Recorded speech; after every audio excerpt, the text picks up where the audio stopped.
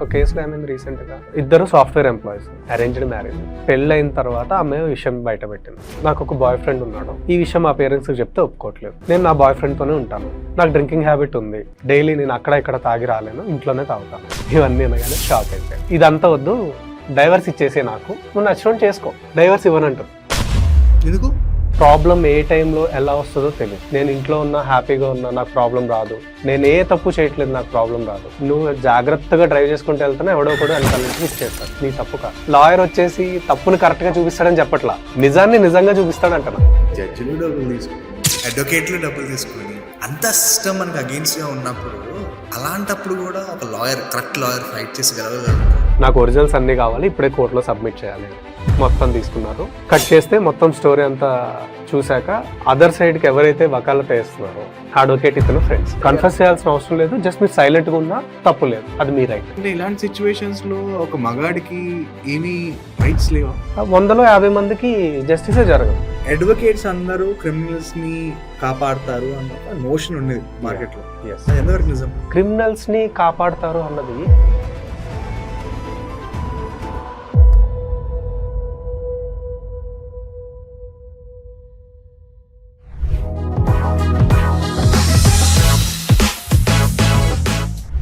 Advocate Subbarao గారు, welcome to the podcast. Subbu అని పిలుస్తాం మేము. I'm gonna call Subbu only. Subbu is fine. Yeah, Advocate Subbu is our friend. So most of the people are friends. So Mari Subbu and Vankucha friend. So firstly, do you love what you do, Subbu? Yeah, exactly. యాక్చువల్గా ప్రొఫెషన్లోకి ఇంట్రెస్ట్తో వచ్చాను నేను. ప్రొఫెషన్లోకి రావడమే నాకు నచ్చి. చాలామంది చెప్తారు ఏదో సాధించాలి, ఏదో చేయాలి, అలా లేదు, బట్ నచ్చి వచ్చాను నేను. బాగా అనిపించాను. మా ఫ్రెండ్ వాళ్ళ ఫాదర్ వాళ్ళ ఫ్రెండ్ ఒక ఆయన అడ్వకేట్ ఉండేవాళ్ళు. ఎప్పుడైనా ఖాళీ ఉన్నప్పుడు కలుస్తూ ఉంటాము, వెళ్ళేవాళ్ళం, చూసేవాడిని. ఒక పాయింట్లో ఎలా అంటే, చాలామంది ఫీజులు ఎలా తీసుకునేవాడు నాకు అప్పుడు, నేను చిన్నపిల్లడు అని తెలియదు, బట్ కానీ వచ్చి కేసు అయిపోయాక గెలిచాక వాళ్ళు వచ్చి వాళ్ళ ఆ గ్రాటిట్యూడ్, ఆ హ్యాపీనెస్, అవన్నీ నాకు చాలా బాగా అనిపించేది. చాలా అనిపించి అనుకున్నా కానీ మనకి ఇవన్నీ సెట్ కాదులే, మనం చేసేదానికి ఈ లీగల్ ఫీల్డ్ అంటే లాయర్, అడ్వకేట్, ఇవన్నీ ఒక ఎక్కడో అవి మన ఇది కాదు అన్న ఫీల్ ఉండేది. వాళ్ళందరూ సపోర్ట్ చేశారు, అసలు దిగాను. ఎప్పుడైతే ఈ కాలేజ్ ఇవన్నీ చదవడం స్టార్ట్ చేసామో ఇంట్రెస్ట్ బాగా పెరిగింది. నా పర్సనల్ ఒపీనియన్ ఏంటంటే, ఈ ఏదైతే లాలో మేము చదువుతున్నామో అసలు స్కూలింగ్, కాలేజ్లో ఉండాలి ఈ టాపిక్స్ అన్నీ.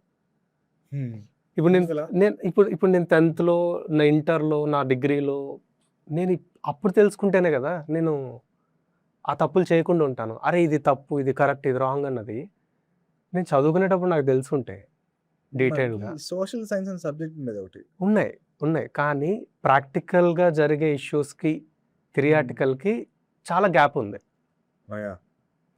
ఇప్పుడు నిజంగా నేను అప్పుడంతా అన్నీ తెలుసుకుని ఉంటే, బేసిక్స్ అన్నీ తెలుసుకుని ఉంటే, ఇన్ని మిస్టేక్స్, ఇన్ని క్రైమ్స్, ఇన్ని ఇవి అఫెన్సెస్ ఇన్ని ఎందుకు ఉంటాయి? సగం తెలియక చేసేవే. చిన్నప్పుడు చదువుకున్నప్పుడు మోరల్ స్టడీస్ అనే ఒక సబ్జెక్ట్ ఉండేది. అది నాకు తెలిసి ఈ జనరేషన్ స్టూడెంట్స్లో నేను బుక్స్ చూస్తుంటా కదా, మా కజిన్స్ది, మా వాళ్ళ పిల్లలు, ఆ సబ్జెక్ట్ లేదు. ఆ మోరల్ స్టడీస్ అనే సబ్జెక్ట్ అసలు మా మనిషితో ఎలా ఉండాలి, ఒక సొసైటీలో ఎలా బిహేవ్ చేయాలి, ఫ్యామిలీలో ఎలా ఉండాలి, బయట బిజినెస్ వాళ్ళతో ఎలా ఉండాలి, లేకపోతే ఫ్రెండ్స్తో ఎలా ఉండాలి, ఒక స్టోరీ విధంగా చెప్పేది. I think that really helped. And మీరు అన్నట్టు ఈ ఫిజిక్స్, మ్యాథ్స్ ఇవన్నీ చాలా చాలా ఇంపార్టెంట్ అని చెప్తారు. But I think understanding our country's law is also very important. Very important. ఎప్పుడైతే బడ్డింగ్ స్టేజ్లో అన్నీ తెలుసుకుంటామో చేయడానికి ఆలోచిస్తాం, తప్పు చేయడానికి ఆలోచిస్తాం. మైనర్ బండి తోలుతున్నాడు, అరే పేరెంట్స్ని, ఇప్పుడు లా ఏం చెప్తుంది, మైనర్ కనుక బండి తోలితే లైసెన్స్ లేకుండా పేరెంట్స్కి పనిష్మెంట్ ఇస్తామని చెప్తాం. అరే వాడి ఇంట్లో చెప్పి తీసుకెళ్తాడా? వాడికంటూ తెలిస్తే స్కూలింగ్లో, కాలేజ్లో, అరే ఇది కాదు, ఇది కరెక్ట్ కాదు, ఇది తప్పు, ఇది రైట్ తెలిస్తే ఎంతవరకు తగ్గే ఛాన్సెస్ ఎక్కువ ఉన్నాయంట. నేను తగ్గే ఛాన్సెస్ ఉంటాయి, ఖచ్చితంగా ఉంటాయి. అంటే మొత్తం అప్పుడు చెప్తే మారిపోతారా అంటే, మారిపోవడం కాదు. కనీసం 10 మందిలో ఒక 5గురినన్నా మనం అఫెన్సెస్ చేయకుండా ఆపగలుగుతాం కదా! రైట్. సో, నా నా పాయింట్ ఏంటంటే, ఈ లా అనే కాన్సెప్ట్ ఇట్స్ వెరీ డీప్. అసలు లా, లీగల్ ఇది చాలా డీప్. ఎంత డీప్ అంటే, యూ షుడ్ నో ఎవ్రీథింగ్. మీకు అన్ని కాన్సెప్ట్స్ మీద మీకు ఒక నాలెడ్జ్ ఉండాలి. ఒక ఐడియా నాలెడ్జ్ ఉండాలి. ఉండాలి. ఉండాలి. ఇప్పుడు అంటే కేసెస్ కూడా డిఫరెంట్ కేసెస్ వస్తాయి. ఏ టాపిక్, ఏ సబ్జెక్ట్ మేము అందుకే అంటాం ఎవ్రీడే మేము చదువుకోవాల్సిందే. ఎవ్రీడే మేము నేర్చుకోవాల్సిందే. ఎప్పుడు ఆ 3 ఇయర్స్, ఆ 5 ఇయర్స్‌లో మేము చదివేదానికన్నా, ఈ ప్రొఫెషన్ స్టార్ట్ చేశాక మేము ఎక్కువ నేర్చుకుంటాం. సో, ఈ కంటిన్యూయస్ లెర్నింగ్ నాకు బాగా నచ్చుతది. ఎప్పుడైతే ఈ ప్రాబ్లమ్స్‌లో ఉన్న పీపుల్‌కి మనం హెల్ప్ చేసి, వాళ్ళని అందులోంచి బయటికి తీసుకొస్తామో, ఆ గ్రాటిట్యూడ్, ఆ హ్యాపీనెస్ అది ఎక్కువ తీసుకొస్తది. ఇలాంటివి రేర్‌గా ఎక్స్‌పీరియన్స్ చేస్తాం. ఇప్పుడు నేను ఇంకో పని చేస్తే అంత ఫీల్ ఉండేది కాదేమో. బట్ ఈ ప్రొఫెషన్‌లో నాకది చాలా. నేను ఎప్పుడైతే డాక్టర్స్‌తోని, లాయర్స్‌తోని మాట్లాడతానో we're both are very well paid professions. Yeah! మార్కెట్‌లో రెస్పెక్టబుల్ ప్రొఫెషన్స్, పెయిడ్ ప్రొఫెషన్స్. కానీ వాళ్ళతో మాట్లాడిన ప్రతిసారి వాళ్ళు నాకు చెప్పేది ఏంటంటే, ఒక పేషెంట్ వచ్చి వాళ్ళకి ప్రాబ్లమ్‌తో వచ్చి ఆ ప్రాబ్లమ్ క్యూర్ అయ్యి వెళ్ళిపోతున్నప్పుడు దండం పెట్టేసి వెళ్తారు కదా! ఆ గ్రాటిట్యూడ్ ఏదైతే ఉందో అది నెక్స్ట్ లెవెల్ ఉంటుంది. అది మంచి హై లాయర్స్ కూడా చెప్తారు నాకు. అది మంచి హై ఇస్తది. మంచి హై. అంత పేమెంట్ అన్నది ఇట్స్ అది సెకండరీ ఎప్పుడన్నా. ఫ్రీగా ఎవరు చేస్తారు? మేము బతకాలి కదా! సో, ఫీజ్ అనేది ఎప్పుడు అంటే ప్రొఫెషన్‌లోకి వచ్చాక తెలుసుకునేది ఏంటంటే ఒక ఫైల్‌ని మేము చూసాము అంటే ఇట్స్ ఎ బిజినెస్. దాని వెనకాల ఉన్న పెయిన్‌ని మేము చూస్తే ఇట్స్ ప్రొఫెషన్. ప్రొఫెషన్‌లో ఉండాలనుకుంటున్నాను నేను. ప్రొఫెషన్‌లో ఉండాలనుకుంటున్నాను. ఎందుకు? ఇప్పుడు ఇంతమందిని మనం ఎడ్యుకేట్ చేసేసి ప్రాబ్లమ్‌లోంచి బయటపడిపోయేంత అవేర్‌నెస్ తీసుకురావడం ఇట్స్ హైలీ ఇంపాసిబుల్. ఎవరి స్ట్రీమ్‌లో వాళ్ళు బిజీ ఉంటారు. అందరూ అన్నీ నేర్చుకోవాల్సిన అవసరం లేదు. మీరు చేయాల్సిందేంటి? రైట్ అడ్వకేట్‌ని అప్రోచ్ అవ్వడం అన్నది మీరు చేస్తే చాలు. చేస్తే చాలు ప్రాబ్లమ్ నుంచి బయటపడతారు. అదే జనరల్ నేను చెప్తూ ఉంటా. నీ లైఫ్‌లో ఎప్పుడన్నా ఒక డాక్టర్‌తో, ఒక లాయర్‌తో, ఒక చార్టర్డ్ అకౌంటెంట్‌తో ఫ్రెండ్‌షిప్ చేయి. ఫ్రెండ్‌షిప్. ప్రాబ్లమ్ ఏ టైంలో ఎలా వస్తదో తెలీదు. నేను ఇంట్లో ఉన్నా, హ్యాపీగా ఉన్నా, నాకు ప్రాబ్లమ్ రాదు. నేను ఏ తప్పు చేయట్లేదు, నాకు ప్రాబ్లమ్ రాదు. నువ్వు జాగ్రత్తగా డ్రైవ్ చేసుకుంటూ వెళ్తున్నా ఎవడో ఒకడు వెనకాల నుంచి హిట్ చేస్తాడు. నీ తప్పు కాదు. ప్రాబ్లమ్ ఎప్పుడు వస్తుందన్నది తెలియదు. సో, ప్రొఫెషనల్స్ నీకు ఫ్రెండ్స్‌గా ఉంటే just a phone call away. Right. ఎప్పుడు ప్రాబ్లమ్ వచ్చినా నీకు సపోర్ట్ చేస్తారు. కానీ ప్రాబ్లమ్ వచ్చాక సపోర్ట్ చేయడం కాదు.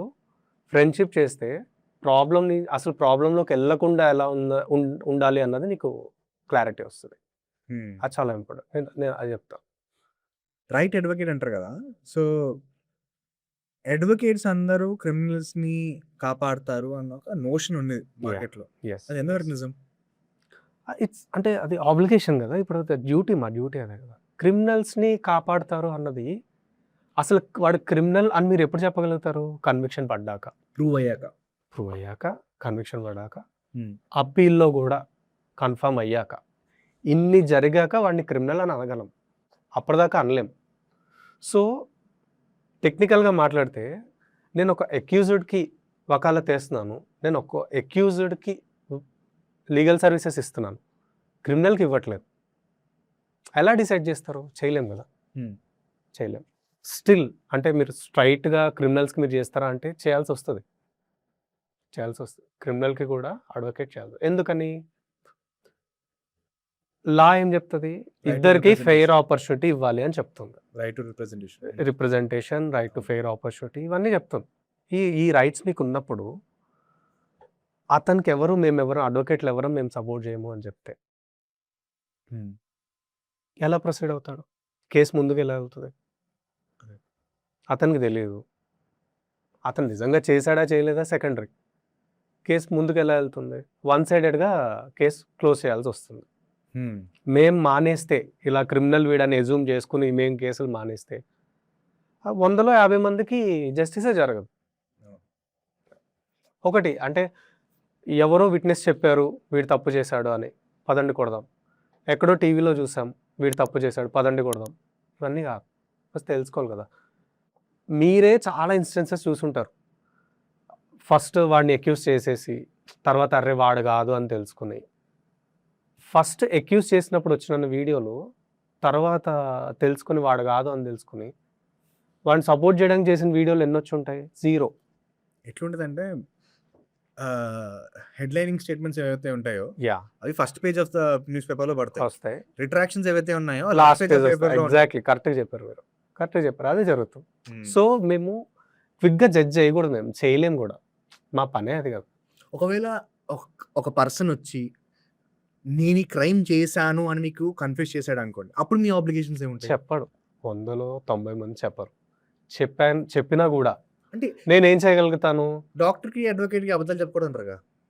చెప్తారు, నిజాలు చెప్తారు, నిజాలు చెప్తారు. కానీ మా దగ్గర కూడా దాచే ఉంటాయి, భయాలు ఉంటాయి కదా. ఇప్పుడు చెప్తాడు, మా దగ్గరికి వస్తాడు, నిజం చెప్తాడు. నేనేం చేయగలుగుతా? మహా అయితే వాడు ఫస్ట్ నేను తెలుసుకోవాల్సింది ఏంటి? వాడి ఇంటెన్షన్. నిజంగా ఒకడు వచ్చి ఓ తప్పు చేసి ఇంకొకరి దగ్గరికి వెళ్ళి నేను తప్పు చేశాను అని చెప్తున్నాడు అంటే వాడికి ఎంతో కొంత పశ్చాత్తాపడినట్టే కదా. సెకండ్ మనం ఏం చూస్తాం? ఇంటెన్షన్ చూస్తాం. అరే వాడి సిస్టర్ని ఎవడో ఏడిపించాడు, వీడు వెళ్ళాడు కొట్టాడు, వాడికి ఏదో అయింది, వచ్చాడు, సార్ నేను కొట్టాను.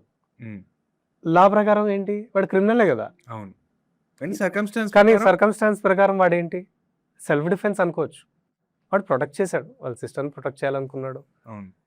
Human nature, basic human nature అది. ఇలాంటి సిచ్యువేషన్లో నేను హెల్ప్ చేస్తాను, వాడికి చేస్తాం. ఎలా? వాడికి ఇంత ఎక్స్టర్మ్, వాడికి ఇంప్రిజన్మెంట్ పడితే ఇవన్నీ నేను ప్రూవ్ చేయగలిగితే వాడికి దాన్ని రెడ్యూస్ చేసే ఛాన్సెస్ ఉంటాయి. రైట్. అక్కడి వరకు నేను చేయగలుగుతా. అంతేగాని వాడు కొట్టిన దాన్ని కంప్లీట్గా కొట్టలేదు అని మార్చి వాడిని గెలిపించేంత చేయడం కుదరదు. బట్ ఇంటెన్షన్ని బట్టి వాడికి పడే ఇంప్రిజన్మెంట్ని మనం రెడ్యూస్ చేయించవచ్చు. ఇప్పుడు ఒక కేసు విషయంలో ఒక పోలీస్ వచ్చి ఒకరిని పట్టుకొని కస్టడీలో తీసుకుంది. కస్టడీలో తీసుకున్న తర్వాత వాడికి ఉండే ఆ అక్యూజ్ ఉండే రైట్స్ ఏంటి? యాక్చువల్గా ఇదంతా ఒక ప్రాసెస్. ఈ ప్రాసెస్కి 11 రైట్స్ ఉంటాయి మనకి. 11. ఓకే. ఎవరైతే పర్సన్ని తీసుకెళ్తారో అతనికి 11 రైట్స్ ఉంటాయి. డిడి బసు వెసెస్ ఈ సుప్రీంకోర్టు ఈ కేసులో డీటెయిల్గా చెప్పారు. ఫస్ట్ అంటే నేను మరీ థియరిటికల్గా వెళ్ళట్లేదు, సింపుల్గా చెప్తున్నాను.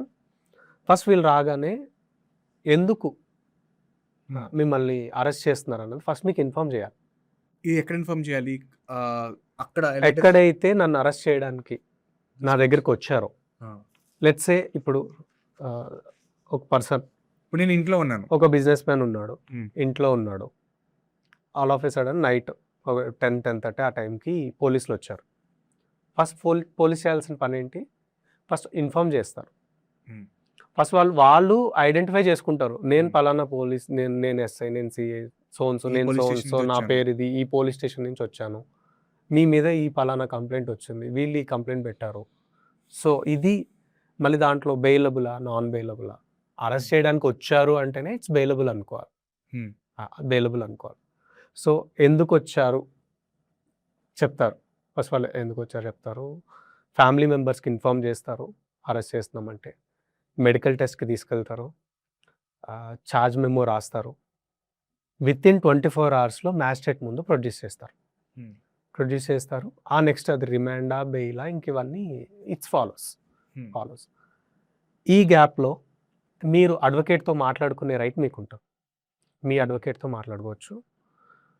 అంటే నన్ను అరెస్ట్ చేయగానే అడ్వకేట్ వచ్చి నన్ను అప్రోచ్ అవ్వాలి కాదు, మీరు అడ్వకేట్ని అప్రోచ్ అయ్యే రైట్ మీకు ఉంటుంది. రెండోది, మీరు కన్ఫెస్ చేయాల్సిన అవసరం లేదు పోలీస్ ముందు. మాట్లాడాల్సిన అవసరం ఉందా? అంటే కన్ఫెస్ చేయాల్సిన అవసరం లేదు. జస్ట్ మీరు సైలెంట్గా ఉన్నా తప్పు లేదు, అది మీ రైట్. మీరు సైలెంట్గా ఉండొచ్చు, ఏం చెప్పకపోయినా పర్వాలేదు, చెప్పకపోయినా పర్లేదు. పోలీస్ మీ లాయర్ వచ్చాక మీరు అప్పుడు మీరు ఏం చెప్పాలనుకున్నా చెప్పచ్చు. So generally as a lawyer what is your recommendation? ఒక పోలీస్ గన్ను పట్టుకెళ్ళిన వెంటనే నా లాయర్ ఇక్కడికి వచ్చే వరకు నేను మాట్లాడను అని చెప్పి ఎగ్జాక్ట్లీ మీరు చెప్పచ్చు. మీరు స్ట్రైట్ అవే మీరు చెప్పచ్చు. మా నేను లాయర్‌ని కన్సల్ట్ అవుతాను. మా లాయర్ వచ్చాక నేను మాట్లాడతాను. మీరు చెప్పొచ్చు. ఓకే. ఈవెన్ యాక్టే చెప్తుంది. అడ్మిషన్స్ మేడ్ బిఫోర్ పోలీస్ అవి కన్ఫెషన్స్ మేడ్ బిఫోర్ పోలీస్ అవి అడ్మిసబుల్ కాదు. హ్మ్. సో, నేను అడ్వకేట్ వచ్చేలోపు మీరు ఏదైనా చెప్పినా, ఏదైనా రాసుకున్నా అసలు కాన్స్టిట్యూషనల్ రైట్ అది. నాకు అగైనెస్ట్‌గా నేనేం చెప్పుకోకూడదు. హ్మ్. చెప్పుకోకర్లేదు నాకు అగైనెస్ట్‌గా. సో, మీరేది కన్ఫెస్ చేయక్కర్లేదు. మీరు సైలెంట్‌గా ఉండొచ్చు. మీ అడ్వకేట్ వచ్చాక మీరు పోలీస్‌కి కోఆపరేట్ చేయొచ్చు. ఇది తెలియక చాలా మంది చాలా మిస్టేక్స్ చేస్తుంటారు కదా! యాహ్! ఫస్ట్ ఏంటి పానిక్ అయిపోతారు. భయపడిపోతారు. పోలీస్ వచ్చేసారు. ఏదో అయిపోయింది అని. వాళ్ళ మాటలకి మ్యానిపులేట్ అయిపోతారు. చెప్పేస్తే అయిపోతది అని. ఏదో ఒకటి చెప్పేస్తారు ఆ కంగారులో. ఒక ఆలోచించరు. ఎగ్జాంపుల్ తీసుకొని చెప్పవా? యాహ్! ఇట్స్ ఇప్పుడేమైంది లాస్ట్ ఒక కేస్ ఒకటుంది. ఈ నైబర్స్ ఇద్దరున్నారు. ఇద్దరికీ ఒక ల్యాండ్ డిస్ప్యూట్ ఒకటుంది. హ్మ్. ఆ సేమ్ కాలనీ ల్యాండ్ డిస్ప్యూట్ ఉంది. ట్రై చేస్తున్నారు, ఫైట్ చేస్తున్నారు అవుతుంది. సరే ఎవరైతే క్లయింట్స్‌కి నైబర్ ఉన్నాడో క్లయింట్ నైబర్ అతనికి అర్థమైంది. సో, కేస్ మనం గెలిచేలా లేము. హ్మ్. ఇతనే గెలిచేలా ఉన్నాడు. అతనికి కొంత ఇన్‌ఫ్లూయెన్స్ ఉంది. ఏం చేశాడు ఒక ఫాల్స్ కంప్లెయింట్ పెట్టాడు. హ్మ్. పోలీసులొచ్చారు అరెస్ట్ చేయడానికి. ఇలా నైట్ టైమ్ వచ్చారు. నైట్ టైమ్ వచ్చారు. ఏం చెప్పలేదు. తీసుకెళ్లారు. హ్మ్. లక్కీగా ఆల్రెడీ సివిల్ కేసెస్ ఇవి నడుస్తున్నాయి కాబట్టి, అతను ఆల్రెడీ అడ్వకేట్ టచ్‌లో ఉన్నాడు కాబట్టి ఇమ్మీడియేట్‌గా మాకు ఇన్ఫార్మ్ చేశారు. హ్మ్. వెళ్ళి ఈ బ్యాక్‌గ్రౌండ్ అంతా నరేట్ చేసి మేము అతన్ని స్టేషన్ బెయిల్ మీద బయటికి తీసుకొచ్చాం. జనరల్‌గా ఏమవుతుంది అతనికి గనక అడ్వకేట్ గనక పరిచయం లేకుండా ఉంటే, అతని చేత ఏదైనా రాయించుకుని ఉండొచ్చు. ఇలా జరిగిన స్టేట్మెంట్స్ కూడా ఉన్నాయా? ఉన్నాయి. స్టేట్మెంట్స్ ఉన్నాయి. స్టేట్మెంట్ తీసుకున్నవి ఉన్నాయి. తర్వాత కరెక్ట్ చేసుకున్నవి ఉన్నాయి. సో, ఆ ఇప్పుడు ఆ ప్రెషర్‌లో, ఆ టెన్షన్‌లో పానిక్ అయిపోయి జనరల్‌గా ఇతను ఏం చేసి ఉండేవాడు, నైబర్ మీద అక్యూజిషన్ స్టార్ట్ చేసేవాడు. అసలు అతనిది ఫస్ట్ చెప్పాల్సిందేంటి? మా ఇద్దరి మధ్య సివిల్ డిస్ప్యూట్స్ ఉన్నాయి. నాది తప్పు లేదు అని. ఇతను ఏం చేసి ఉండేవాడు, అతనే చెప్పాడు. సార్ మీరు గనక రాకపోయి ఉంటే జనరల్‌గా నేనైతే అతన్ని అక్యూజ్ చేసేవాడిని. మా ఇద్దరి మధ్య ఉన్న గొడవలన్నీ చెప్పుకుంటూ వచ్చేవాడిని. ఎప్పుడైతే ఇతను ఆ గొడవలన్నీ చెప్పుకుంటూ వస్తాడో అండర్‌లైనింగ్‌గా అతనికి ఇతని మీద గ్రడ్జ్ ఉన్నది కనబడతది. హ్మ్. సో, మాలింటెంట్ ఉంది. అందుకే ఉంటుంది చేసాడు. కదా! అందుకని ఏం చేసినా అజంప్షన్ వచ్చేస్తది. ఇమ్మీడియేట్‌గా అస్యూమ్ చేసుకుంటారు. పోలీస్ కూడా అస్యూమ్ చేసుకుంటారు. సో, వీళ్ళిద్దరికి ఇష్యూస్ ఉన్నాయి కాబట్టి ఖచ్చితంగా ఇతను చేసే ఉంటాడు అని. చేసే ఉంటాడని అస్యూమ్ చేసుకునేవాళ్ళు. కన్ఫెషన్ అదే అయ్యుండేది. రేపు ట్రయల్‌కెళ్ళినప్పుడు ఇబ్బంది పడేవాడు. హ్మ్. సో, ఇది నువ్వు కొంచెం ముందే తెలుసుకుంటే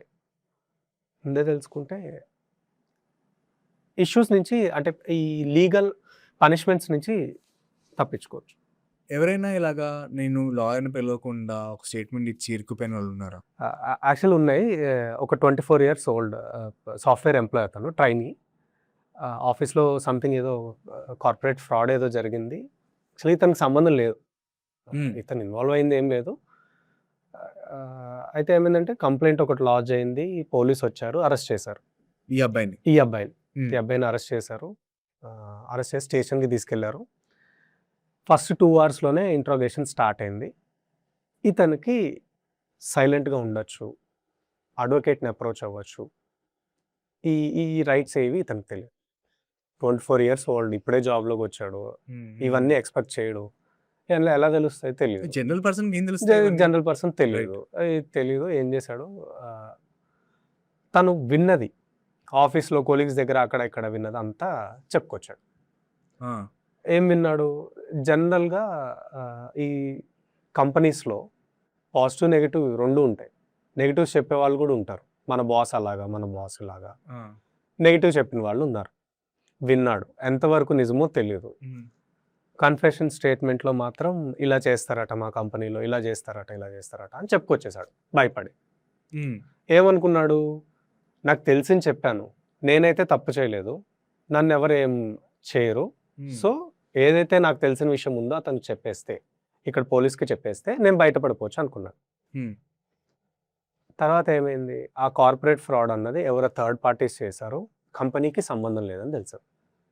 హ్మ్. ట్రయల్ అయిపోయే టైంకి ఎవరైతే కంపెనీ సీఈఓ ఉన్నారో, కంపెనీ ఓనర్ వచ్చి ఇతని మీద డిఫర్మేషన్ తీసేది. డిఫర్మేషన్ సూట్ వేశారు. బట్ ఓపెన్‌గా ఎక్కడ చెప్పలే కదా! ఇక్కడే చెప్పారు కదా లోపలే. కానీ దానివల్ల వాళ్ళ కంపెనీకి చాలా డ్యామేజ్ అయింది. ఎందుకంటే ఈ ఇష్యూ ఇంటర్నల్‌గా మీడియాలో వచ్చింది, అందరికీ తెలిసింది. ఈ విషయాలన్నీ బయటకు వచ్చేసాయి. ఇతను కన్ఫెస్ చేసింది. బయటకు వచ్చాక ఇతను మళ్ళీ సేమ్ ఎవరైతే ఎంప్లాయీస్ ఉన్నారో ఎంప్లాయీస్ ఉన్నారో వీళ్ళందరికీ చెప్పడం స్టార్ట్ చేశాడు. ఇలా చెప్పాను అని. ఇవన్నీ విషయాలు బయటకు తెలిసాయి. He ended up with unnecessary litigation. ఎంత తీసారు ఫైన్?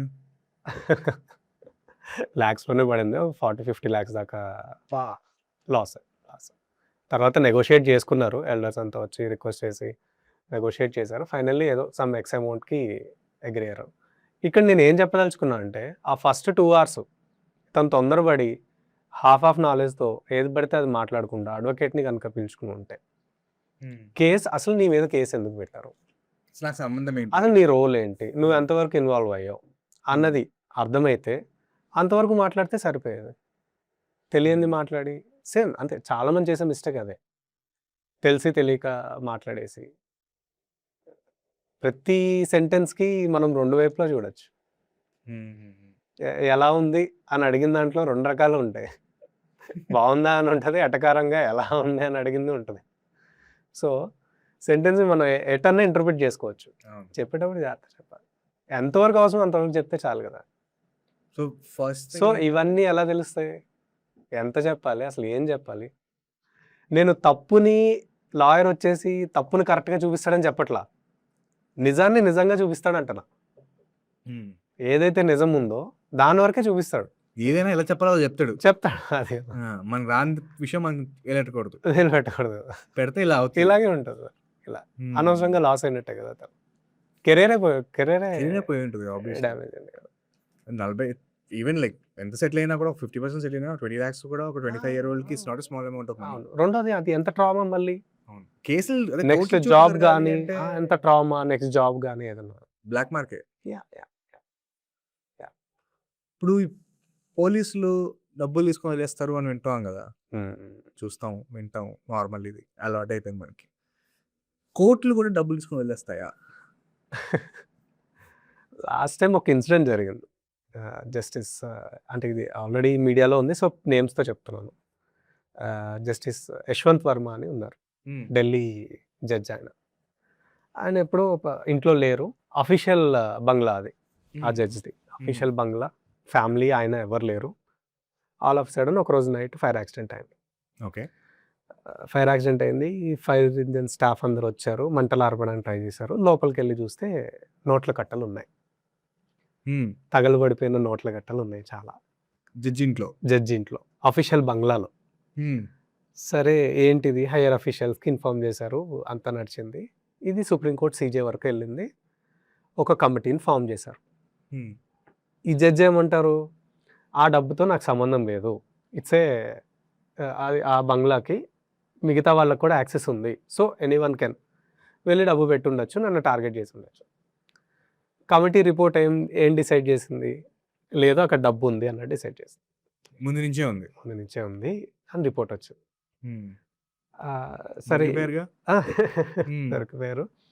లాస్ట్కి అతను రాజీనామా చేశాడు. ఆ జడ్జి రాజీనామా చేశాడు. యాక్చువల్గా ఈ CJ కమిటీ వీళ్ళందరూ ఏంటంటే ప్రెసిడెంట్ అప్రూవల్ తీసుకుని టెర్మినేషన్కి ప్రాసెస్ స్టార్ట్ చేశారు. ఇంక ఇది అవ్వదు అనుకున్నాడు ఆయన. రాజీనామా చేసేసాడు. రాజీనామా చేయకుండా ఉంటే దొంగ అయి ఉండేవాడు. రాజీనామా చేశాడు కాబట్టి ఎక్స్ జడ్జ్ అయ్యాడు. ఇప్పుడు ఏంటి ఎక్స్ జడ్జ్ కోటాలో అన్నీ వస్తాయి. ఇప్పుడు ఇందులో ఆయన తీసుకున్నాడా తీసుకోలేదా అన్నది సెకండరీ. మొత్తానికి అయితే క్లోజ్ అయిపోయింది ఇష్యూ. ఇంకో ఇంట్రెస్టింగ్ స్టోరీ ఒకటి చెప్తాను నేను. లాస్ట్ టైం ఇలాగే ఏమైందంటే పంజాబ్ హర్యానా కోర్టులో నిర్మల్జిత్ కౌర్ అని ఒక జడ్జి ఉన్నారు. ఓకే. డిస్ట్రిక్ట్ కోర్టా లేకపోతే హైకోర్టు, పంజాబ్ హర్యానా హైకోర్టులోనే ఒక జడ్జి ఉన్నారు. వాళ్ళ బంగ్లా బయట ఒక 15 lakhs క్యాష్ ఎవరో పెట్టి వెళ్ళిపోయారు. ఓకే. ఈ విషయం పోలీస్కి ఇన్ఫార్మ్ చేశారు. పోలీస్ వచ్చి అక్యూజేషన్స్ అవి రిపోర్ట్స్ అన్ని రాసి CBI ఎంక్వైరీ దాకా వెళ్ళింది. 2008లో జరిగింది ఇది. ఎంక్వైరీ స్టార్ట్ అయింది. ఎంక్వైరీ అంతా అవడానికి 2011లో రిపోర్ట్ వచ్చింది. 2011 రిపోర్ట్లో ఏం తెలిసింది అంటే ఆ డబ్బులు ఈ జడ్జికి కాదు, సేమ్ నేమ్ ఉన్న నిర్మల్ యాదవ్ అనే ఇంకో జడ్జికి ఇవ్వాల్సిన డబ్బులు వేరే కేసులో వీళ్ళు నేమ్ సేమ్ ఉండేసరికి కన్‌ఫ్యూజ్ అయ్యి రాంగ్ జడ్జికి డబ్బులిచ్చారు. తర్వాత అక్విజిషన్స్ అన్నీ ఇంకో జడ్జ్ మీదకి మార్చారు. కానీ ఈ ప్రాసెస్‌లో ఆహ్, ఈ ఈ 3, 4 ఇయర్స్ ఈ జడ్జ్ స్ట్రగుల్ అయినట్టే గదా! అవును. అన్నెసెసరీగా చేయని దానికి, ఏం లేని దానికి ఏం లేని దానికి. But yeah! బట్ జరుగుతది. అంటే జనరల్‌గా ఏం వింటాం? వీడెళ్తాడు, డబ్బులిచ్చాడు, ఏదో జడ్జ్‌మెంట్ తెచ్చుకున్నాడు వింటాం. కానీ ఇది వరస్ట్ కేస్ అసలిది. డబ్బులు ఎవడికో ఇవ్వాల్సింది ఎవరికో ఇచ్చి, ఎవరినో ఇరికిచ్చి. సో, నడుస్తుంటాయి. రూమర్స్ అవి నడుస్తూ ఉంటాయి చాలా. దేనికి ప్రూఫ్ అయితే ఎవిడెన్స్ ఉండదు గదా! ఇది చెప్పండి. ఇప్పుడు సొంత లాయరే మన ఎవిడెన్స్‌లన్నీ పక్క లాయర్‌కి అమ్మేసి అబ్బా! అయింది. ఒక కేస్‌లో నా క్లయింట్‌కే ఆ! పాపం బిలీవ్ చేశాడు. ఆహ్, మొత్తం డాక్యుమెంట్స్, ఎవిడెన్స్ ఉన్నవన్నీ సబ్మిట్ చేశాడు. ఆ! ఒరిజినల్స్ కావాలని చెప్పాడు లాయర్. నీ జిల్లా నీ కోర్ట్. నీ ముందు లాయర్. యాహ్! ముందు లాయర్ ఆ! డిస్ట్రిక్ట్ కోర్ట్ దగ్గర. నాకు ఒరిజినల్స్ అన్నీ కావాలి. ఇప్పుడే కోర్ట్‌లో సబ్మిట్ చేయాలి అని. మొత్తం తీసుకున్నారు. కట్ చేస్తే మొత్తం స్టోరీ అంతా చూసాక అదర్ సైడ్‌కి ఎవరైతే వకాలత ఏస్తున్నారో అడ్వకేట్ ఇతను ఫ్రెండ్స్. హ్మ్. కొన్ని డాక్యుమెంట్స్ ఏవేవైతే కలిసిపోయారు ఇద్దరు. కలిసిపోయారు. కొల్లుడైపోయారు. కొల్లుడయ్యారు. ఏవేవైతే డాక్యుమెంట్స్ ఇంపార్టెంట్ ఉన్నాయో మిస్‌ప్లేస్ చేశాడు. క్లయింట్ ఎళ్లి అడిగితే నువ్వు నాకు ఇవ్వలేదంటాడు. ఎంతమంది డాక్యుమెంట్స్ ఇచ్చి అడ్వకేట్‌కి ఇచ్చాను అని చెప్పి అక్నాలెడ్జ్‌మెంట్ తీసుకుంటారు. తీసుకుంటారు. ఆ! రిసిట్ ఎవరు తీసుకుంటారు? తీసుకోరు. నమ్ముతారు కదా! తీసుకోవాలంటారా? అవసరం లేదు. బట్ కానీ కొన్ని ఇలాంటివి విన్నప్పుడు తీసుకుంటే బెటర్ కదా అనిపిస్తది. జనరల్‌గా ఏం చేస్తామంటే ఈ ఒరిజినల్స్ అంటే లేదు. అంటే రెగ్యులర్‌గా ఇలా జరిగే ఛాన్స్ ఉండదు. ఎందుకు అంటే మీరు కేస్ ఫైల్ చేసేటప్పుడు ఇవన్నీ కోర్ట్‌లో సబ్మిట్ చేస్తారు. ప్రతిదీ మీ ముందే జరుగుతది జిల్లా కోర్ట్స్‌లో. ఇది హైకోర్టు, సుప్రీం కోర్ట్స్‌లో ఇవి ఉండదు ఈ ఆప్షన్. జరగవు. ఎందుకంటే హైకోర్ట్, సుప్రీం కోర్ట్‌లో అంతా ఫోటో కాపీసే ఫైల్ చేస్తాం. హ్మ్. ఒరిజినల్స్ అంత అవసరం పడదు రేర్ కేసెస్‌లో తప్ప. జిల్లా కోర్ట్స్‌కొచ్చేసరికి ఈవెన్ ఇప్పుడు డైవర్స్ ఎగ్జాంపుల్ తీసుకుందాం. డైవర్స్ కేస్ ఉంది. నేను ఒక శుభలేఖ ఒరిజినల్ ఏస్తాను. మ్యారేజ్ ఫోటోస్ ఏస్తాను. ఇలా మల్టిపుల్ ఒరిజినల్స్ ఫైల్ చేసేది ఉంటది. సో, ఇవన్నీ కోర్ట్‌కి సబ్మిట్ చేసేస్తాం. మీరు కూడా రెగ్యులర్ అడ్జర్న్‌మెంట్స్‌కి వెళ్తూ ఉంటారు కాబట్టి మీకు ఒక ఐడియా ఉంటది. వీళ్ళు ఫైల్ చేశారా లేదా ఇవన్నీ తెలిసిపోతుంటాయి. కానీ రేర్ కేసెస్‌లో ఇలా కొల్యూషన్ ఏమైపోయింది? ఇంపార్టెంట్ ఎవిడెన్స్ ఏదైతే ఉందో మిస్ అయిపోయింది. హ్మ్. అడ్వకేట్‌ని అనలేడు. ఇతని దగ్గర రిసిప్ట్ లేదు. నాకు ఇవ్వలే అంటాడు. ఇవ్వలేదంటాడు అడ్వకేట్. ఇప్పుడు అక్కడ ఇతని దగ్గర ఇంకో కాపీ లేదు. తర్వాత మళ్ళీ వెతికి ఏవో ఫోటో స్టాట్స్ ఉంటే తీసుకొచ్చి దాన్ని మళ్ళీ మొత్తం తిప్పి అడ్వకేట్‌ని మార్చి మళ్ళీ కేస్‌ని నడిపించాం. ఫైనల్లీ గెలిచాం. ఆ కేస్ గెలిచాము. రిలీఫ్ వచ్చింది. ఇప్పుడు ఈ పోలీసులు డబ్బులు తీసుకొని, జడ్జిలు డబ్బులు తీసుకొని, లేకపోతే ఈ అడ్వకేట్‌లు డబ్బులు తీసుకొని, అంతా సిస్టమ్ మనకు అగెయిన్స్ట్‌గా ఉన్నప్పుడు, అలాంటప్పుడు గూడా ఒక లాయర్, కరెక్ట్ లాయర్ ఫైట్ చేసి గెలవగలరంటారా? ఖచ్చితంగా గెలుస్తారు. ఎందుకంటే మీకు అందుకే లీగల్ సిస్టమ్ మల్టిపుల్ స్టెప్స్ ఇచ్చారు మీకు. ఆర్బిట్రరీగా ఉండదు. సూట్ ఫైల్ చేస్తారు. దాని మీద ఫస్ట్ అప్పీల్‌కెళ్ళే ఆప్షన్ ఉంటుంది. దాని మీద సెకండ్ అప్పీల్‌కెళ్ళే ఆప్షన్ ఉంటుంది. సుప్రీం కోర్ట్‌కి అప్రోచ్ అయ్యే ఆప్షన్ ఉంటుంది. ఒక రిట్ పిటిషన్ వేస్తారు. దాని మీద అప్పీల్‌కెళ్ళే ఆప్షన్ ఉంటుంది. క్రిమినల్ పిటిషన్ దాని మీద రివిజన్ ఆప్షన్ ఉంటుంది. అప్పీల్ ఆప్షన్ ఉంటుంది. సో, ఎన్ని చోట్లని మేనేజ్ అవుతది? ఒక్క చోట మేనేజ్ అయిందనుకోవచ్చు. అన్ని చోట్ల అవ్వదు కదా! కాబట్టే సిస్టమ్ అగైన్స్ట్ ఉన్న నడుస్తది. జెన్యూన్ లాయర్స్ గెలుస్తారు ఎప్పటికి. ఒక్కరోజు అటు ఇటు అవుతది అంతే. అన్ని ఆప్షన్స్ ఉన్నాయి గాబట్టి ఇప్పటికి 5,000 కేసులు పెండింగ్ ఉన్నాయా? యెస్ అనే చెప్పొచ్చు. ఆప్షన్స్ ఎక్కువైపోయి గూడా దాన్ని మిస్‌యూజ్ చేస్తున్న కూడా చాలా మంది ఉన్నారు గదా! యాహ్! డెఫినెట్‌గా మిస్‌యూజ్ చేసినోళ్ళు ఉన్నారు. ఎందుకు? ఇప్పుడు వాడికి తెలుసు. లాస్ట్ టైమ్ ఒక క్లయింట్‌ది అలాగే అయింది. అబ్రాడ్‌లో ఉన్నారు. ల్యాండ్ ఇక్కడ కొన్నారు. మంచిగా వాడొచ్చి కబ్జా చేసి పెట్టుకున్నాడు. వాడే ఒక ఇంజంక్షన్ సూట్ ఏసాడు వీళ్ళ మీద. ఎవడు కబ్జా చేసినోడు. కబ్జా చేసినోడే ఎదురు సూట్ ఏసాడు. పొసెషన్ చూపించుకొని. ఇంజంక్షన్‌కి ఏం కావాలి? పొజిషన్‌లో నేనున్నానా లేదా కావాలి. చూపించుకున్నాడు. పొజిషన్ చూపించుకొని ఒక సూట్ ఫైల్ చేశాడు. వీళ్ళు గెలిచారు. దాని మీద అప్పీల్‌కెళ్ళాడు. నడుస్తుంది. ఇంకా నడుస్తుంది. రీసెంట్ ఎంత లేట్ అవుతది అంటే నేను ఒక రీసెంట్ చూసామాట అది. వీరప్పన్ది సన్ టీవీలో చూసావా అది? భజన? Yes, yes. చూసావా? చూసా. వీరప్పన్ది సన్ టీవీలో 30 ఇయర్స్ బ్యాక్ ఒక ఇంటర్వ్యూ వచ్చింది. అవును. ఇంటర్వ్యూ వచ్చినప్పుడు ఒక హీరోయిన్‌ని డిమీన్ చేస్తూ మాట్లాడాడు వీరప్పన్. యాహ్! మాట్లాడిన తర్వాత అప్పుడు ఆమె హీరోయిన్ ఎవరైతే ఉందో సన్ టీవీ మీద కేసేసింది. అవును. వీరప్పన్ మీద కేసేయలేం కాబట్టి. సన్ టీవీ మీద కేసేసింది. 30 ఇయర్స్ తర్వాత లాస్ట్ వీక్ 10 లాక్స్ డిఫమేషన్‌కి ఇవ్వాలి అని చెప్పి కోర్ట్ గేవ్ అన్ ఆర్డర్. అవును. అంటే now it might be a small thing. Defamation అనేది ఆ ఇష్యూలో డిఫమేషన్ అనేది మేబీ అది జరిగే ఉంటది. ఆ టైంలో ఆవిడ ఆపర్చునిటీస్ పోయి ఉంటాయి. రాంగ్‌గా నోషన్ స్ప్రెడ్ అయ్యి ఉంటది. సరే దానికి 30 ఏళ్ల తర్వాత 10 లక్షలు రావడం అన్నది అది ఏ రకమైన ఉపశమనం కాదు. But justice did it's job అని చెప్పి అంటాం. అవును. బట్ ఇదే విషయంలో ఒక క్రిమినల్ కేస్ తీసుకుందాం. లేకపోతే ఒక సివియర్ మ్యాట్రిమోనియల్ కేస్ తీసుకుందాం. ఒక అబ్యూస్ కేస్ తీసుకుందాం. ఒక పాక్సో కేస్ తీసుకుందాం. ఇంతింత టైం పట్టేసి ఇలా మొత్తం జస్టిస్ సిస్టమ్ క్లాగ్ అయిపోతే వోంట్ పీపుల్ లూజ్ దీంట్లో మల్టిపుల్ థింగ్స్ ఉన్నాయి. ఒక్కొక్కటి చెప్తాను నేను. ఫస్ట్‌ది సిస్టమ్ నుంచే వద్దాం. అటు నుంచి వద్దాం. యాక్చువల్‌గా ఇండియాలో 0.1% జీడీపీ అమౌంట్ మాత్రమే జ్యుడిషియరీ మీద ఖర్చు పెడుతున్నారు. ఏదైతే జ్యుడిషియరీ మీద ఖర్చు పెట్టే ఫండ్స్ ఉన్నాయో చాలా తక్కువ ఉన్నాయి. ఫస్ట్‌ది. Second one 21 judges per million ఉండాలి మనకి.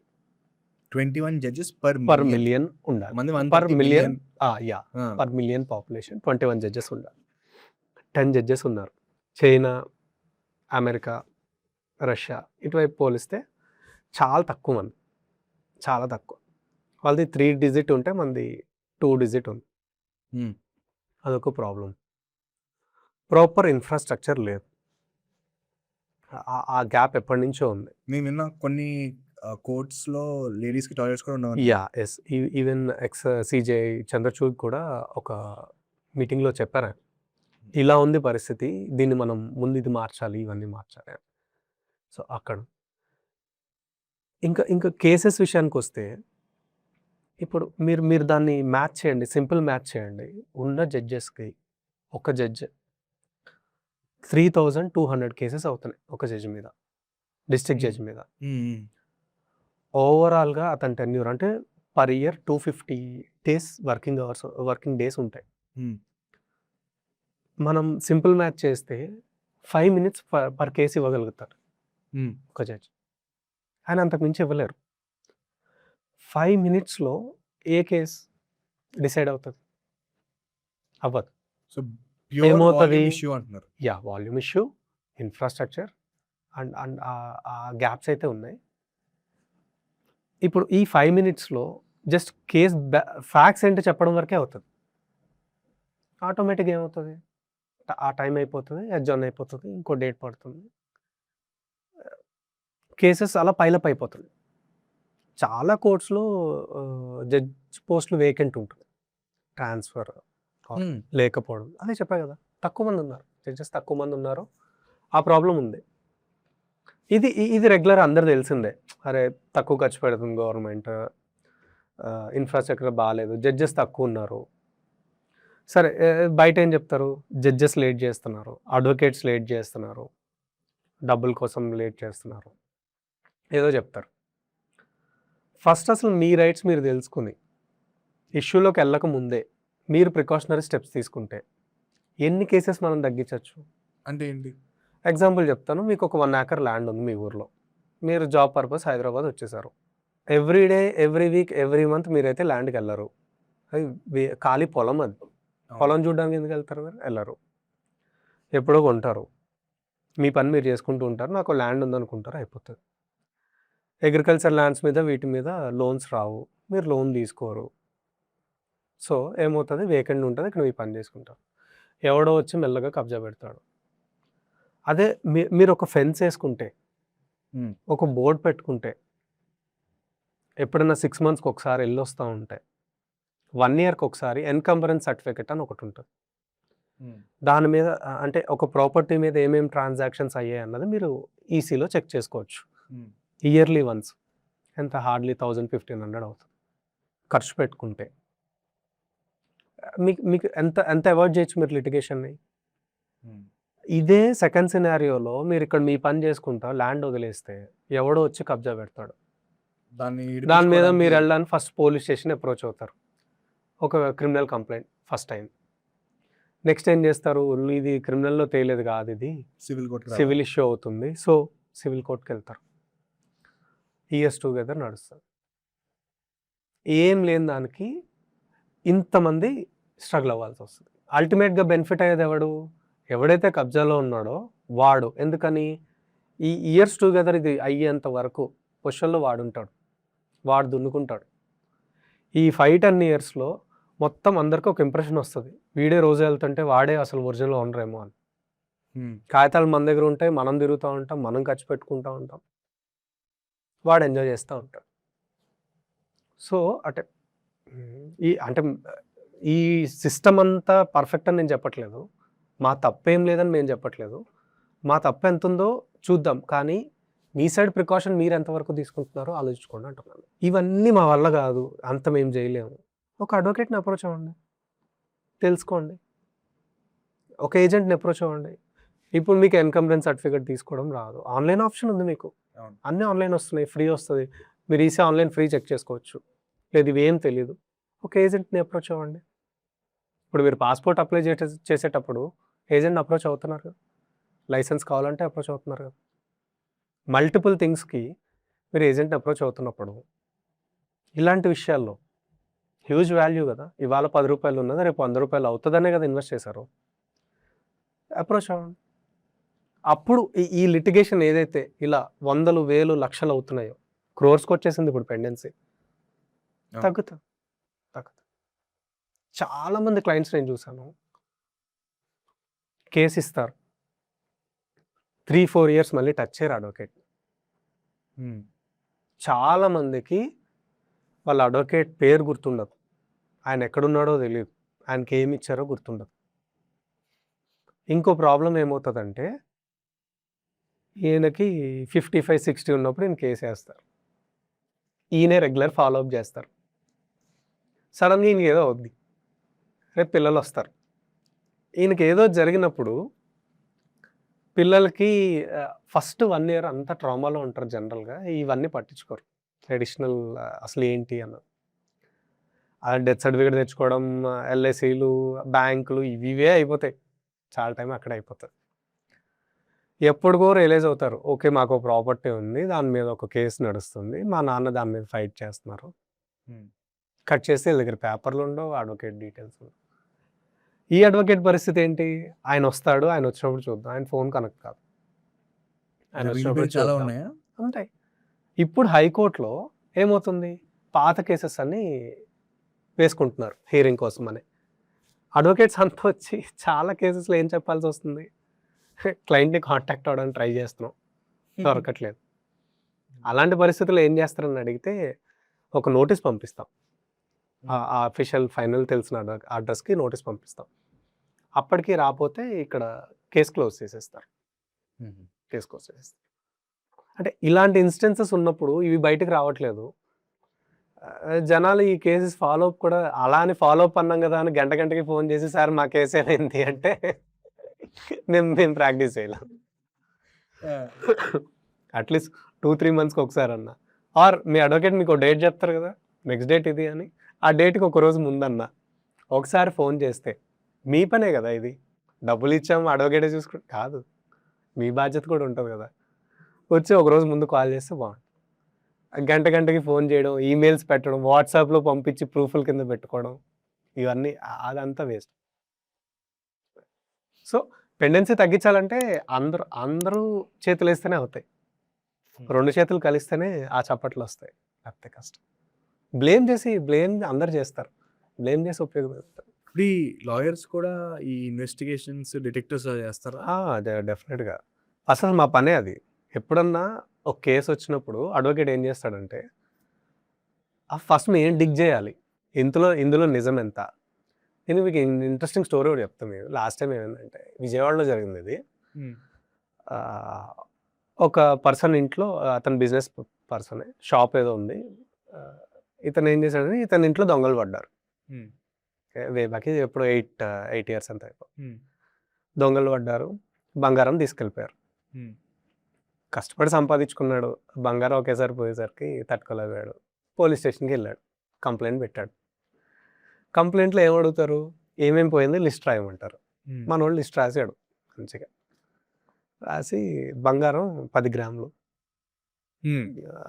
50 గ్రామ్స్ ఎంతో పోయింది, 50 గ్రామ్స్ 10. మనోడు దానికి ట్రిపుల్ రాశాడు. సరే కంప్లైంట్ తీసుకున్నారు, వాళ్ళ స్టైల్లో వాళ్ళు ఎంక్వైరీ స్టార్ట్ చేశారు. ఒకడు దొరికాడు, పట్టుకొచ్చారు. ఆడిని వాళ్ళని కుమ్మారు. ఆడు దండం పెడుతున్నాడు, సార్ నేను తీసింది ఇంతే, అంత మించి నేను తీయలా. వీళ్ళు కుమ్ముతున్నారు.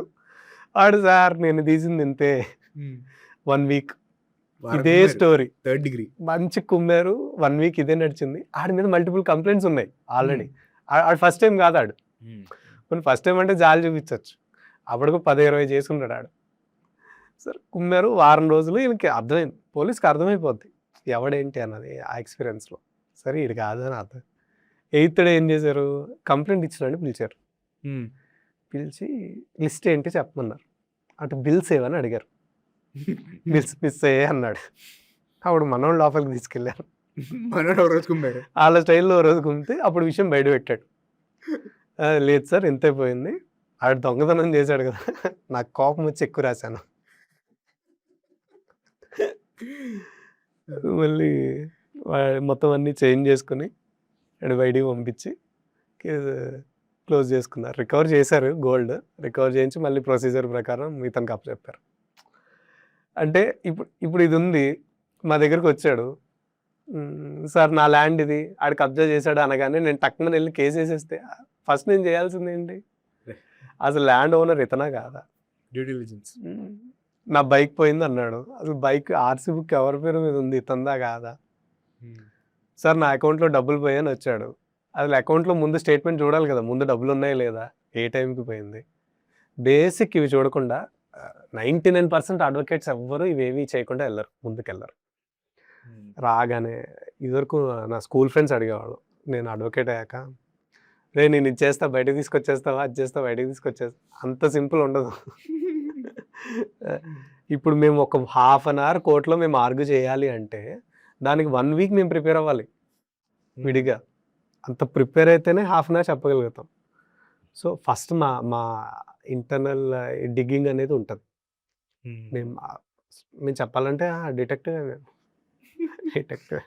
గెస్ చేయకపోతే బాధపడాల్సింది మేమే కదా, రాంగ్ పర్సన్ని సపోర్ట్ చేసిన వాళ్ళం మొత్తం.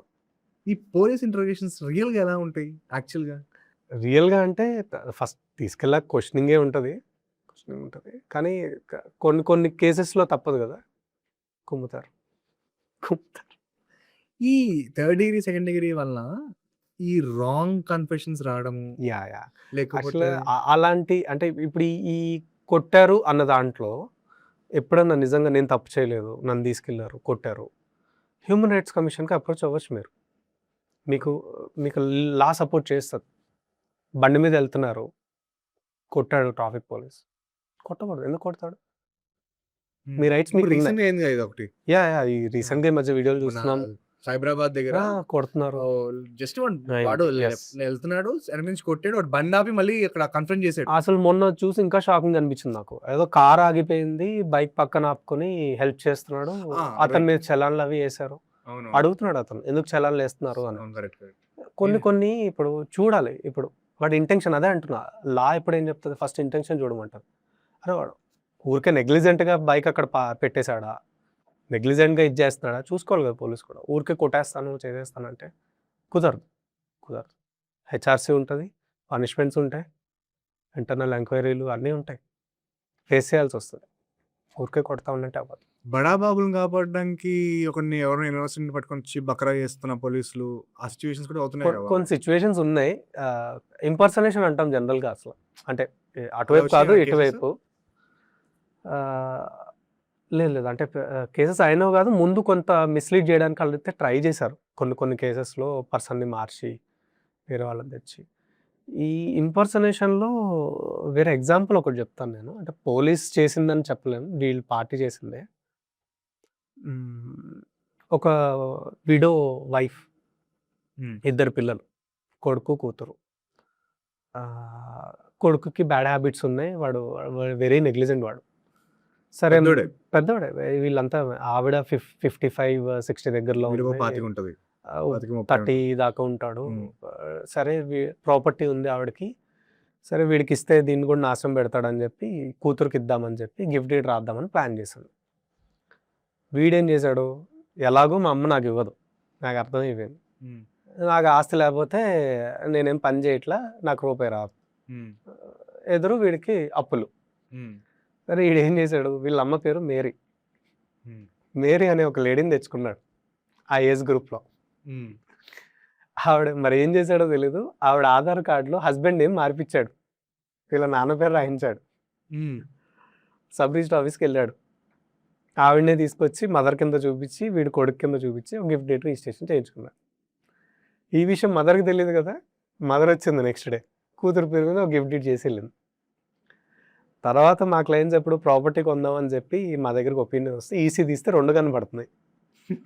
కొడుకు పేరు మీద, కూతురు పేరు మీద. హ్మ్. ఎంత ప్రేమ ఉంటే మాత్రం ఇద్దరికీ చేసేస్తదా ఈవిడ అనుకుని కనుక్కుందామని కాల్ చేస్తే విషయం బయటపడింది. ఆవిడకి తెలీదు ఆ విషయం. తర్వాత మళ్ళీ కంప్లెయింట్ పెడతాను అది ఇది అంటే వాడే ఎళ్లి క్యాన్సిలేషన్ చేయించాడు. ఇంపర్సనేషన్ అన్నది ఇలా మల్టిపుల్ సిట్యుయేషన్స్‌లో జరుగుతా ఉంటది. పోలీస్ మార్చారా అనడానికి ఏమొస్తది, మారిస్తే ఏముండదు. అంత మార్చి ఒకటి ఒకటి అలాగే ఒక పొలిటికల్ లీడర్‌ది వాళ్ళ అబ్బాయిదేదో ఇష్యూ అయినప్పుడు అలాగే మాస్కేసి బాడీ డబుల్‌ని ఎవరినో తీసుకొచ్చి మీడియా వాళ్ళంతా ఇటువైపు ఉంటే అటు పంపించి అతన్ని అటు నుంచి కోర్ట్‌లో తీసుకెళ్ళి ప్రొసీజర్ కంప్లీట్ చేసి బయటికి తీసుకెళ్ళిపోయారు. హ్మ్. ఇలాంటివి ఉంటాయి తప్ప మేజర్‌గా అంటే తక్కువే. అంత అలా అనుకుంటే 'దిశ' ఇష్యూలో గూడా చాలా రూమర్స్ ఉన్నాయి. ఇప్పుడు అది వాళ్ళ హెచ్ఆర్‌సీ కాదు. నడుస్తుందిగా కమిషన్. ఇంకా నడుస్తుంది. సో, దాని మీద కామెంట్ చేయను. సో, ఇంపర్సనేషన్ అనేది ఇంకా మల్టిపుల్ వేస్‌లో అవుతూనే ఉంటది. డివోర్స్ కేసెస్ మీద నీ ఒపీనియన్ ఏంటి? సో, బ్రాడ్ క్వెషన్ అడిగా కదా! సరే ఇంకొక బెటర్ క్వెషన్ అడుగుతా. ఒపీనియన్ అంటే డివోర్స్ కేసెస్ ఇప్పుడు హై టైమ్‌లో ఉన్నాయి కదా! ఈ యాహ్! Trend yeah! కంటిన్యూ అవుద్దంటావా? అవుతది. అంటే లేదు. ఇంక తగ్గిపోతది. తగ్గిపోతాయి. ఇంకా ఏందంటే ఇప్పుడు సాచురేషన్ పాయింట్‌కొస్తుంది. ఆ! ఎంత అవేర్‌నెస్ వచ్చింది డైవర్స్ కేసుల్లో. ఆ! చాలా అవేర్‌నెస్ వచ్చింది. ఎంత అవేర్‌నెస్ అంటే పెళ్ళంటే భయపడ్డం, పెళ్ళొద్దనుకోవడం, ఆ! ప్రైవేట్ డిటెక్టివ్‌ల దగ్గరికెళ్ళడం, అవును. బ్యాక్‌గ్రౌండ్ వెరిఫికేషన్ చేయించుకోవడం, మల్టిపుల్ వచ్చేసాయి. 6 మంత్స్ కలిసి ట్రావెల్ చేద్దామని ప్లాన్ చేసుకోవడం. ఇన్నొచ్చాయి. ఇన్ని జరిగాక ఇంక డైవర్స్ దాకా ఎక్కడెళ్తారు? ఫస్ట్‌లో ఇందాక నేను చెప్పింది అదే. ముందే అవేర్‌నెస్ ఉంటే చాలా వరకు మనం కంట్రోల్ చేయొచ్చు అని. ఇది గూడా అంతే. ఇప్పుడేమైంది ఎక్సెస్ అవేర్‌నెస్ అయిపోయింది. హ్మ్. చాలా మంది చెప్తున్నారు. కోవిడ్ మనకి స్టార్టింగ్‌లో వచ్చినప్పుడు అక్కడెక్కడో దేశంలో వచ్చిందట. హ్మ్. అక్కడెక్కడో ఢిల్లీలో వచ్చిందట. అక్కడెక్కడో పక్క హైదరాబాద్‌లో, వైజాగ్‌లో వచ్చింది. నెక్స్ట్ మన ఏరియాకొచ్చింది. ఇంట్లోకొచ్చింది. డైవర్స్ అలా అయిపోతుంది వైరస్‌లాగా. ఎక్కడో విన్నవి కాస్త చుట్టాల్లోకొచ్చి చాలా మందికి మనకే జరిగి ఒక చార్టర్డ్ అకౌంటెంట్ ఉన్నాడు. హ్మ్. కష్టపడ్డాడు. సీఏ అయ్యాడు. ప్రొఫెషనల్ మంచి సాఫ్ట్ క్యాండిడేట్ మనిషి. హ్మ్. మ్యారేజ్ చేసుకున్నాడు. బ్యాక్‌గ్రౌండ్ వెరిఫికేషన్ లేదు. ఏం లేదు. ఎవరో దూరపు రిలేటివ్స్ చెప్తే, సరే పెళ్లి టైమ్ వచ్చింది. పెళ్లి చేద్దాం అనుకున్నారు. ఈలోపు మ్యాచ్ వచ్చింది. చేసేసారు. హ్మ్. 3 డేస్ ఈళ్ళు కాపురం చేశారు. కాపురం అంటే దాన్ని కాపురం అనొచ్చో లేదో కూడా తెలీదు నాకు. ఈ 3 డేసు వీళ్ళ ఆచారాల ప్రకారం వీళ్ళు గుళ్ళు తిరిగారు. హ్మ్. మనోడికి ఇతనికి కొన్ని మొక్కులున్నాయి. సో, కొన్ని గుళ్ళు తిరిగారు. హ్మ్. ఫోర్త్ డే నుంచి స్టార్ట్ చేసింది ఆ అమ్మాయి. ట్రూ కలర్స్ బయట పడ్డాయి. నేను నీతో కాపురం చేయను. నాకు డబ్బులు కావాలి. రీజన్ తెలీదు. రీజన్ ఎప్పుడు ఎక్స్‌ప్రెస్ చేయలేదు. డబ్బులు కావాలి. ఈ అబ్బాయి ఒప్పుకోలే డైవర్స్‌కి. నా పరువు పోతది. నో. ఇంపార్టెంట్ ఇతను అని చెప్పింది. హ్మ్. టెస్ట్‌లు చేయించింది మల్టిపుల్ టైమ్స్. 2 టైమ్స్ అయింది నాకు తెలుసు అతనికి. ఇంపార్టెన్సీ టెస్ట్ చాలా అది సైకలాజికల్‌గా, ఫిజికల్‌గా చాలా కష్టం. ఇంక ఇంటర్నల్ చచ్చిపోతారు కదా మనిషి. ఓ మనిషి వచ్చి బయటికి వచ్చి పని చేయట్లేదు అంటే కింద అంటే పార్ట్ పని ఆబ్వియస్లీ ఇంకా ఇట్స్ ఎంత వెరీ వెరీ ఇది డిమినింగ్. అది 2 సార్లు అంటే ఎంత టార్చర్ అనుభవించుంటాడో. నరకం చూపించింది అతనికి. లిటరల్లీ నరకం చూసాడు. Multiple petitions. స్టోరీ ఎక్కడికొచ్చిందంటే మెయింటెనెన్స్ కేస్‌కొచ్చింది. Maintenance case. అప్పటికి తను ఈ ట్రామా వల్ల ప్రాక్టీస్ అంతా చెడగొట్టుకున్నాడు. అసలు ప్రాక్టీస్ చేయడం మానేశాడు. కోర్ట్‌కి అదే చెప్పాడు. నేను ప్రాక్టీస్ చేయట్లేదు. నా డబ్బులు లేవు. స్టిల్ 5,000 మెయింటెనెన్స్ అలాట్ చేశారు. ఎవ్రీ మంత్ ఎవ్రీ మంత్ 5,000 ఇవ్వాలి అమ్మ. 5,000 ఇవ్వాలి ఆ అమ్మాయికి. కడుతున్నాడు. బయట పడదామంటే పడనివ్వదు. మ్యూచువల్‌కి వెళ్దామంటే వెళ్ళనివ్వదు. డబ్బులా ఇచ్చే పరిస్థితిలో లేడు. బయట ఇలాంటి సిట్యుయేషన్స్ లో ఇలాంటివి రెగ్యులర్‌గా చూసి విని నెక్స్ట్ జనరేషన్ పెళ్ళిళ్ళు ఎందుకు చేసుకుంటారు? అవును. ఇప్పుడు నా క్వెషన్ ఏంటంటే ఇలాంటి సిట్యుయేషన్స్ లో ఒక మగాడికి ఏమీ రైట్స్ లేవా? లేవనే చెప్పాలి. ఎక్కడున్నాయి? లేవు. మిస్‌యూజ్ చేస్తున్నారా? లివ్ ఇన్ రిలేషన్‌షిప్ ఎగ్జాంపుల్ తీసుకుందాం. ఆ! ఒక కపుల్ ఉన్నారు హైదరాబాద్‌లో. లివ్ ఇన్‌లో ఉన్నారు ఇద్దరు. ఫస్ట్ లివ్ ఇన్‌లో ఉండి మనం ఏం మ్యారేజ్ వద్దు ఏమొద్దు అసలు ఫస్ట్ ట్రై చేద్దాం అనుకున్నారు. ఇద్దరు కలిసి ఉందాం. మన కంపాటబిలిటీ ఏంటో చూద్దాం అనుకున్నారు. ఇద్దరు కలిసారు. ఓ పాయింట్ వచ్చింది. ఈ సిట్యుయేషన్‌లో ఇద్దరు విడిపోవాలనుకున్నారు. అబ్బాయి విడిపోవాలి అనుకుంటే అమ్మాయి ఎళ్లి కేస్ పెట్టొచ్చు. హ్మ్. ఫాల్స్ రేప్ కేస్ పెట్టొచ్చు. ఫాల్స్ ప్రామిస్ మ్యారేజ్ గురించి పెట్టొచ్చు. అదే అమ్మాయి ఎళ్ళిపోవాలి అనుకుంటే అబ్బాయి ఏం కేస్ పెడతాడు? అమ్మాయి మీద. డొమెస్టిక్ వైలెన్స్ ఉంది. మా అత్తగారు నన్ను కొడుతుంది అని చెప్పాడొచ్చి. ఏడ్చాడు. ఏం పెడతాడు? ఎక్కడ జరుగుతుంది జస్టిస్? తనకి. రీసెంట్‌గా నేను ఒక వీడియో చేశాను. అంటే జనరల్ లా ఏదైతే ఉందో అది అప్లై చేస్తాం. ఏదైతే ఐపీసీ, బిఎన్ఎస్ సెక్షన్‌లు ఏవైతే ఉంటాయో అవి పెడతాం. నన్ను కొట్టారు అంటే ఇప్పుడు నేను బయటోడిని కొడితే ఏ సెక్షన్ అయితే నాకు మీద అప్లికబుల్ అవుతుందో సేమ్ అవ్వాలి. కానీ స్పెషల్ ఎనాక్ట్‌మెంట్స్ అయితే హెల్ప్ చేయవుగా. నేను రీసెంట్‌గా ఒక వీడియో చేశాను. దాంట్లో సీసీటీవీ కెమెరా మాట. ఇంట్లో సీసీటీవీ కెమెరా ఎందుకో పెట్టుకున్నాడు ఆయన. ఆహ్, అసలు ఆ బ్యాట్ పట్టుకొని కుమ్మేస్తుంది. అవును. నువ్వు కూడా చూసుంటావు. చూసాను. యెస్. నెక్స్ట్ ఫుటేజ్‌లో ఆళ్ళ పిల్లోడు ఉంటాడు. 6 ఇయర్ ఓల్డ్స్ పిల్లోడు. పాపం ఆ బ్యాట్ పెట్టి కుమ్మేసుకుంటుంటే మనోడు ఆహ్, ఈ సోఫా మీద కుషన్స్ ఉంటాయి కదా! సోఫా పిల్లోస్ పట్టుకొని పాపం అడ్డంగా ఉన్నాడు. మనోడు ఏం చేసాడో పక్కన పెట్టాడు. అప్పుడైతే నాకు పాపం అనిపించింది చూసినప్పుడు. అవును. ఓకే. నెక్స్ట్ రోజు అదే బ్యాట్ పెట్టి కొట్టేస్తుంటే ఆ పిల్లోడు భయపడిపోయి ఆ కుషన్ పెట్టుకొని ఆ మూల పోయి ఇలా బిక్కు బిక్కుగా ఏడుస్తున్నాడు. ఎంత ట్రామా అది పిల్లలకి. అసలు ట్రామా అది. అది ఇప్పుడు అది వాళ్ళకి లైఫ్ లాంగ్ ముద్ర పడిపోద్ది. అవును. ముద్ర పడిపోద్ది. రేపు నెక్స్ట్ వాళ్ళు వాళ్ళ ఫ్యామిలీ లైఫ్‌ని ఎలా లీడ్ చేయగలుగుతారు? ఇప్పుడు పిల్లల్ని వెపన్ కింద వాడుతున్నారు ఎలాగా? డైవర్స్‌లో. ఇప్పుడు అమ్మాయి నాకు నచ్చట్లేదు నువ్వు. ఏదో రీజన్ నాకేదో డబ్బు కావాలి. ఎఫ్ఐఆర్ వాటెవర్ ఏదైనా రీజన్. నేచురల్ గార్డియన్ ఎవరవుతారు పిల్లలున్నప్పుడు? మదర్ అవుతుంది. సో కోర్ట్స్ కూడా ఏమంటాయి? మదర్‌కే ఇస్తారు. ఇక్కడ ఒక ఎగ్జాంపుల్ చెప్తాను నేను. ఒక స్టోరీ అది ఒక కేస్‌లో ఏమైందంటే ఆహ్, ఇతను ఒక ఎంప్లాయీ. హ్మ్. ఇతని ఏజ్ వచ్చి 38 ఇయర్స్. హ్మ్. ఆ అమ్మాయికి 29, 28 అలా ఉన్నాయి. ఏజ్ గ్యాప్ అయితే ఉంది ఇద్దరికి మధ్యలో. ముస్లిం కమ్యూనిటీ నుంచి వచ్చారు ఇద్దరు. Muslim community. ఏజ్ గ్యాప్ ఉంది. మ్యారేజ్ చేసుకున్నారు. 1 ఇయర్ అవ్వలేదు. ఆ అమ్మాయి సెపరేట్ అయిపోయింది. హ్మ్. సెపరేట్ అయిపోయింది. వీళ్ళకొక పాప 1 ఇయర్. హ్మ్. 1 ఇయర్ అయింది. పాప పుట్టింది. అంటే 2 ఇయర్స్ చూసారు. కలుద్దాం అనుకున్నారు. అవ్వలేదు. థర్డ్ ఇయర్‌లో అమ్మాయి మ్యారేజ్ చేసుకొని దుబాయ్ వెళ్ళిపోయింది. హ్మ్. దుబాయ్ వెళ్ళిపోయింది. పాపని ఏం చేసింది? అమ్మాయి వాళ్ళ పేరెంట్స్ దగ్గర ఇక్కడ వదిలేసింది. హ్మ్. పేరెంట్స్ వీళ్ళు 65 అబోవ్ వీళ్ళిద్దరు. పాపని చూసుకునే పరిస్థితిలో లేరు. ఆ పాపని స్కూల్‌కి పంపట్లేదు, ప్రాపర్‌గా ఇవ్వాల్సింది ఇవ్వట్లేదు. ఫాదర్‌గా చూస్తున్నాడు గానీ ఏం చేయలేకపోతున్నాడు. వాళ్ళు కొంచెం హై హ్యాండెడ్ ఉన్నారు. హ్మ్. వాళ్ళ ఏరియాకి ఇతనెళ్ళే పరిస్థితి కూడా లేదు. హ్మ్. ఎవరో చెప్పడం, మీ పాప అక్కడుంది, ఇక్కడుంది, స్కూల్‌కి కూడా ఎళ్ళట్లేదు. బాధపడుతున్నాడు. ఏం చేశాడు, గార్డియన్ ఓపీ చేశాడు. గార్డియన్‌షిప్ నాకివ్వండి. హ్మ్. నా భార్య ఇలా చేసింది. హ్మ్. నా భార్య ఇంకో మ్యారేజ్ కూడా చేసుకుంది. కానీ ఇప్పుడు నేను ప్రూఫ్స్ ఇవ్వలేను. ఎందుకంటే మ్యారేజ్‌కి నన్ను అటెండ్ అవ్వనివ్వలేదు. క్లోజ్ సర్కిల్‌లో మ్యారేజ్ అయింది. ఆమె బట్ దుబాయ్‌కెళ్ళిపోయింది. దుబాయ్‌కెళ్ళిపోయింది. నేను ఫోటోస్ అయితే ట్రై చేసి తెస్తాను. దుబాయ్‌లో ఉంటుంది ఇప్పుడు. పాప ఇక్కడుంది. కోర్ట్ ఏం చేసింది, నోటీసులు ఆర్డర్ చేసింది. వాళ్ళు రాలేదు. ఎక్స్ పార్టీ అవుతారు. హ్మ్. ఎక్స్ పార్టీ ఆర్డర్ అంటే వాళ్ళు గనుక రాకపోతే వాళ్ళ ఆప్షన్స్‌లో వాళ్ళకి ఆపర్చునిటీ ఇస్తారు. రాకపోతే వాళ్ళ ఆప్షన్స్‌లోనే డిసైడ్ చేస్తారు. హ్మ్.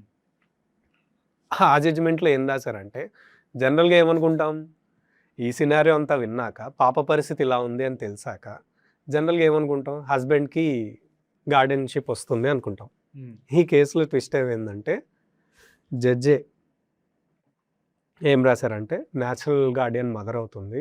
నువ్వు ప్రాపర్ ప్రూఫ్స్ ఇవ్వలేకపోయావు. ఆ అమ్మాయి ఆ అమ్మాయిని నువ్వు సరిగ్గా చూసుకోలేదు కాబట్టి ఆ అమ్మాయి ఎళ్ళిపోయింది.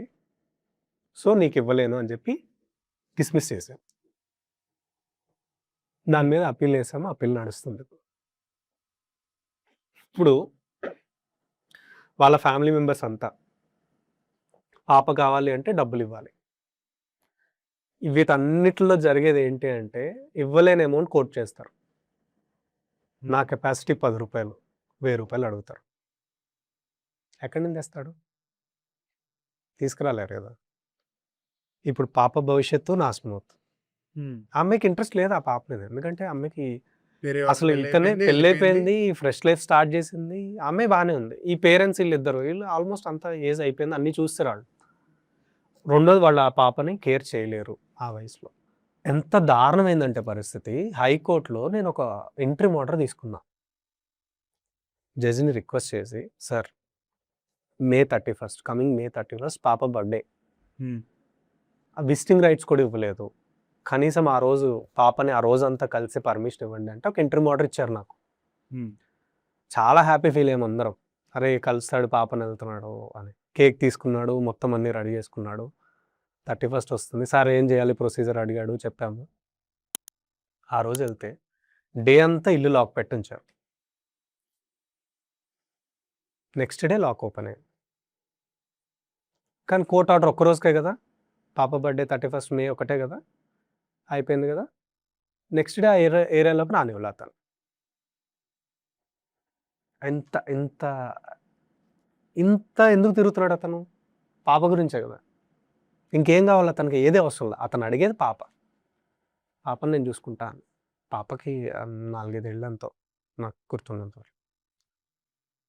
పాపని వెపన్‌గా చేసుకునే గదా! వాళ్ళకేదో గ్రడ్జ్ ఉంది.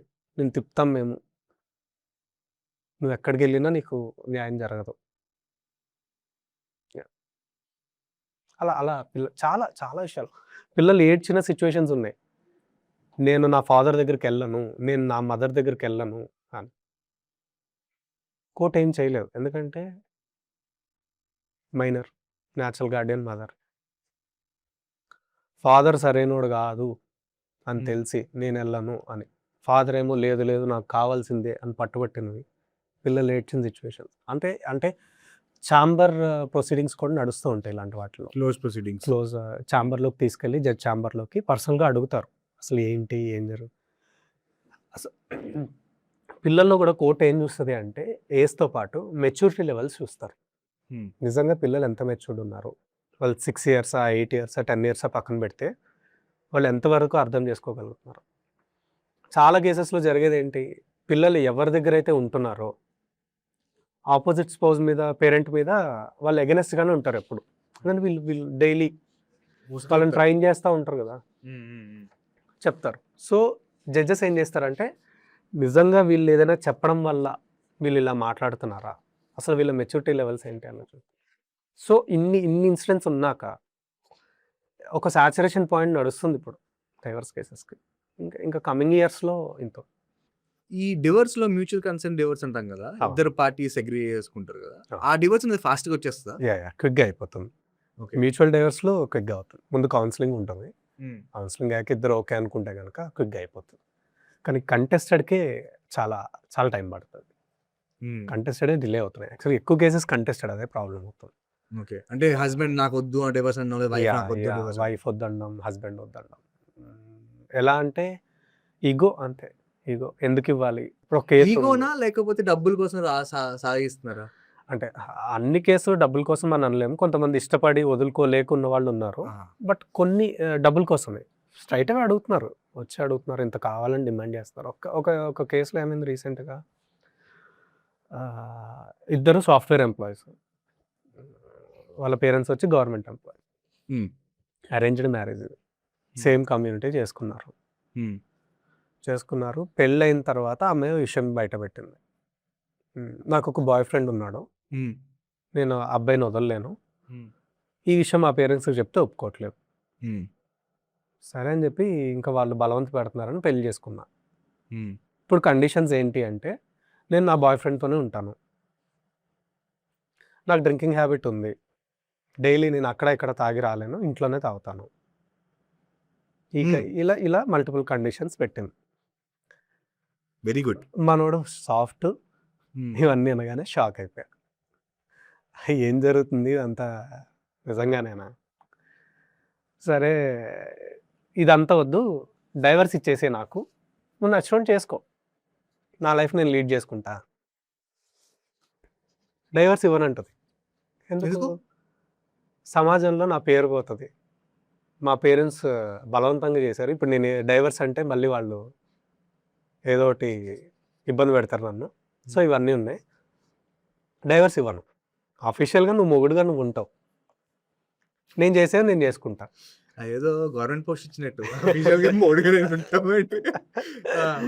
మొగుడుగా నువ్వు ఉంటావు, నేను చేసేది నేను చేసుకుంటా. కాదన్నావా, ఏం చేయాలో అది చేస్తా.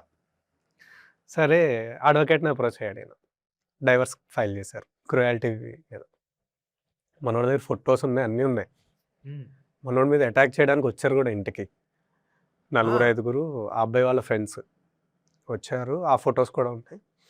ఫుల్ సినిమా లెవెల్ అంత ఫొటోస్ ఉన్నాయి. నడిచింది. కోర్టులో సబ్మిట్ చేశాడు. మనోడు చిన్న మిస్టేక్ చేశాడు. ఏమైందంటే, కోర్టులో ఇవన్నీ ఫైల్ చేసేటప్పుడు ఆ అమ్మాయి మొబైల్లోంచి నేను కాపీ చేసుకున్నాను ల్యాప్టాప్లోకి అని. ఇక్కడ మల్టిపుల్ లాస్ ఇన్వాల్వ్ అవుతాయి. ఇప్పుడు ఆ అమ్మాయి మొబైల్ అన్నది, ఆ అమ్మాయి ఫొటోస్ అన్నది, ఆ అమ్మాయి ప్రైవసీకి సంబంధించిన విషయం. సో ఆ పాయింట్ మీద డిలే అవుతా వస్తుంది. డైవర్స్ ఫైల్ చేశాడు. డైవర్స్ కేసు నడుస్తుంది. ఎవిడెన్స్ స్టేజ్కి వచ్చింది. కాదు, ఆ ఫోటోలో ఏం కంటెంట్ ఉన్నది పక్కన పెట్టు. అసలు ఫోటో ఎందుకు వచ్చింది అన్న దాని మీద కేసు మళ్ళీ అంతే. దాని మీద ఒక ఐఏ, దాని మీద ఒక CRP. Law works in very mysterious ways. అక్కడే అంటే, ఎందుకంటే ఇక్కడ ఎవిడెన్స్ యాక్ట్ ఉంటుంది. ఎవిడెన్స్ ఉండాలి. ఎవిడెన్స్ ఎలా వచ్చిందో చూడాలి. మనవాడికి డివోర్స్ వచ్చేసరికి వాళ్ళిద్దరు పిల్లలు వచ్చేస్తారు. కానీ అది ఇతన్ని ఏమైపోయిందంటే, యాక్చువల్గా నేను నవ్వకూడదు, కామెడీ సిచ్యువేషన్ కాదు, కానీ చాలా ట్రామా ఫేస్ చేస్తున్నాడు. Normal trauma. 2020లో ఫైల్ అయిన కేసు ఇది. అంటే దానికి 1 ఇయర్ ముందు నుంచి ఉంటుందిగా. 1 ఇయర్ ముందు, 2020 నుంచి ఇప్పటిదాకా వాళ్ళ పేరెంట్స్ అసలు మొత్తం అందరు స్ట్రగుల్ అవుతున్నారు.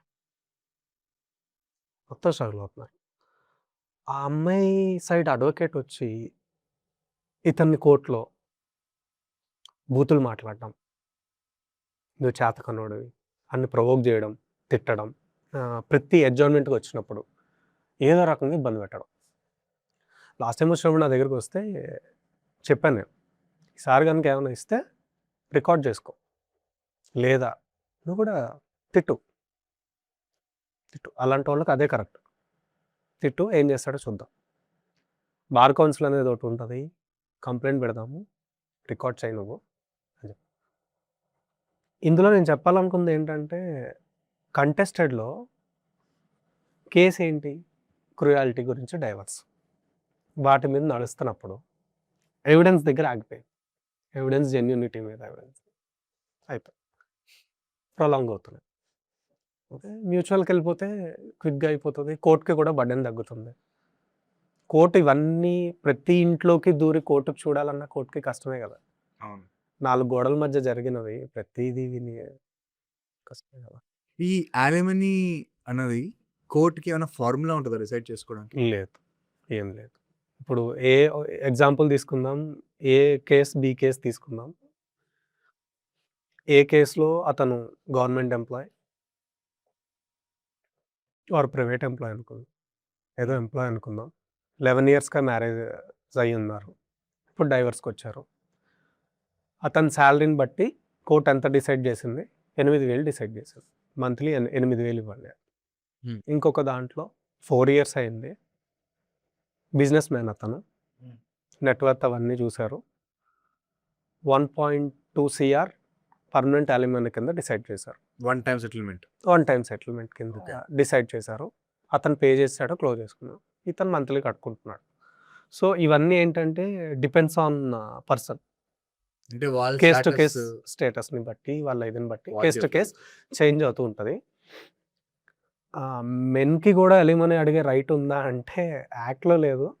కానీ ఈ అంటే మధ్య మెన్ అలిమనీ అడగడం ఏంటి? అంటే వుమెన్‌కి ఇవ్వడమే కదా! లేదు లేదు. మెన్ కూడా తీసుకోవచ్చా? ఒక ఇంట్రెస్టింగ్ కేస్ వచ్చింది రీసెంట్‌గా. డైవర్స్. అతనికి ఏంటంటే కొన్ని హ్యాబిట్స్ ఏవో ఉన్నాయి. ఆ! ఇక్కడే హైదరాబాద్‌లోనే ఉంటారు. హైదరాబాద్‌లో ఉంటారు. హ్యాబిట్స్ ఉన్నాయి. నెగ్లిజెంట్. వైఫ్ జాబ్ చేస్తుంది.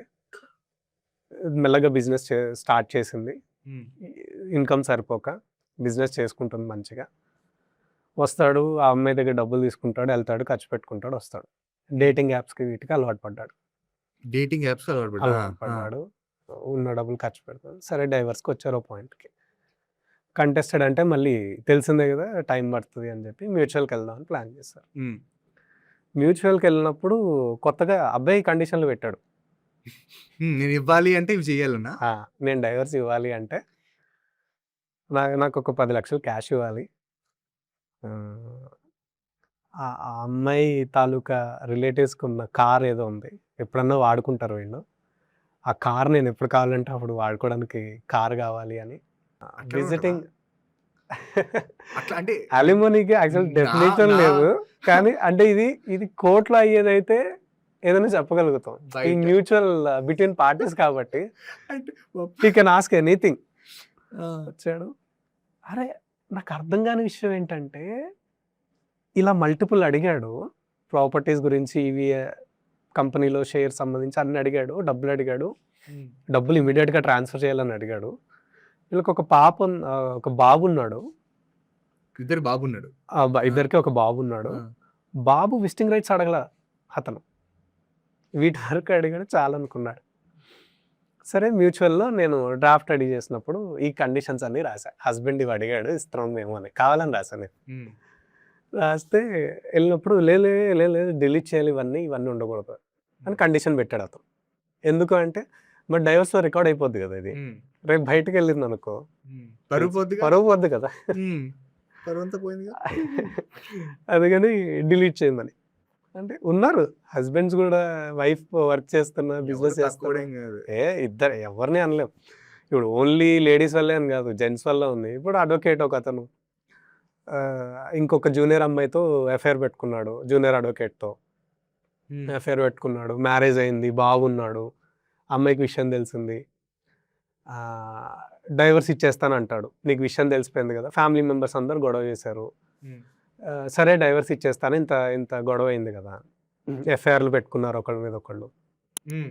అమ్మాయి వాళ్ళ బ్రదరు, హస్బెండ్ ఇద్దరి మధ్య గొడవైంది. ఎఫ్ఐఆర్‌లు పెట్టుకున్నారు. డైవర్స్ దాకా ఎళ్ళాడు అతను. ఈ అమ్మాయి డైవర్స్ ఇవ్వనని. ఆ! వైఫ్ ఇవ్వను, నేను డైవర్స్ ఇవ్వను అని. ఇంత గొడవయిన తర్వాత ఇంత గొడవైన తర్వాత కూడా అరే! నేను ఎళ్ళిపోతా అని చెప్పి ఆ అమ్మాయితో ఆ అమ్మాయి నన్ను పర్సనల్‌గా పిలిచి అడిగితే నమ్ముతుంది ఆ అమ్మాయి. స్టిల్ లేదు మా ఆయన్ని ఆ అమ్మాయి ట్రాప్ చేసింది. మా ఆయన మోసపోయాడు. నేనే కాపాడాలి అని. అయ్యో! చాలా కేసెస్‌లో అఫైర్స్ ఉన్నా కూడా, కంప్లెయింట్స్ ఇచ్చినా కూడా వైఫ్స్ వచ్చి సేవ్ చేస్తున్నారు. బట్ ఒక 3 ఇయర్స్ ఫైట్ చేసింది, చూసింది ఇంకా ఆ అమ్మాయి వదిలేసింది. She gave up. Mutual divorce కింద కన్వర్ట్ చేసి డైవర్స్ ఇప్పించేసాం. ఉన్నారు. అటు ఉన్నారు, ఇటు ఉన్నారు. ఈ ప్రోగ్రామ్ చూసారు ఎప్పుడైనా 'రచ్చబండ'? యా హ్మ్. ఇట్లా మీరు నెగోషియేషన్స్ కూర్చున్నప్పుడు, సెటిల్మెంట్ నెగోషియేషన్ కూర్చున్నప్పుడు డైవర్స్ ఇట్లానే ఉంటదా 'రచ్చబండ' ప్రోగ్రామ్? యా సేమ్ అలాగే ఉంటుంది.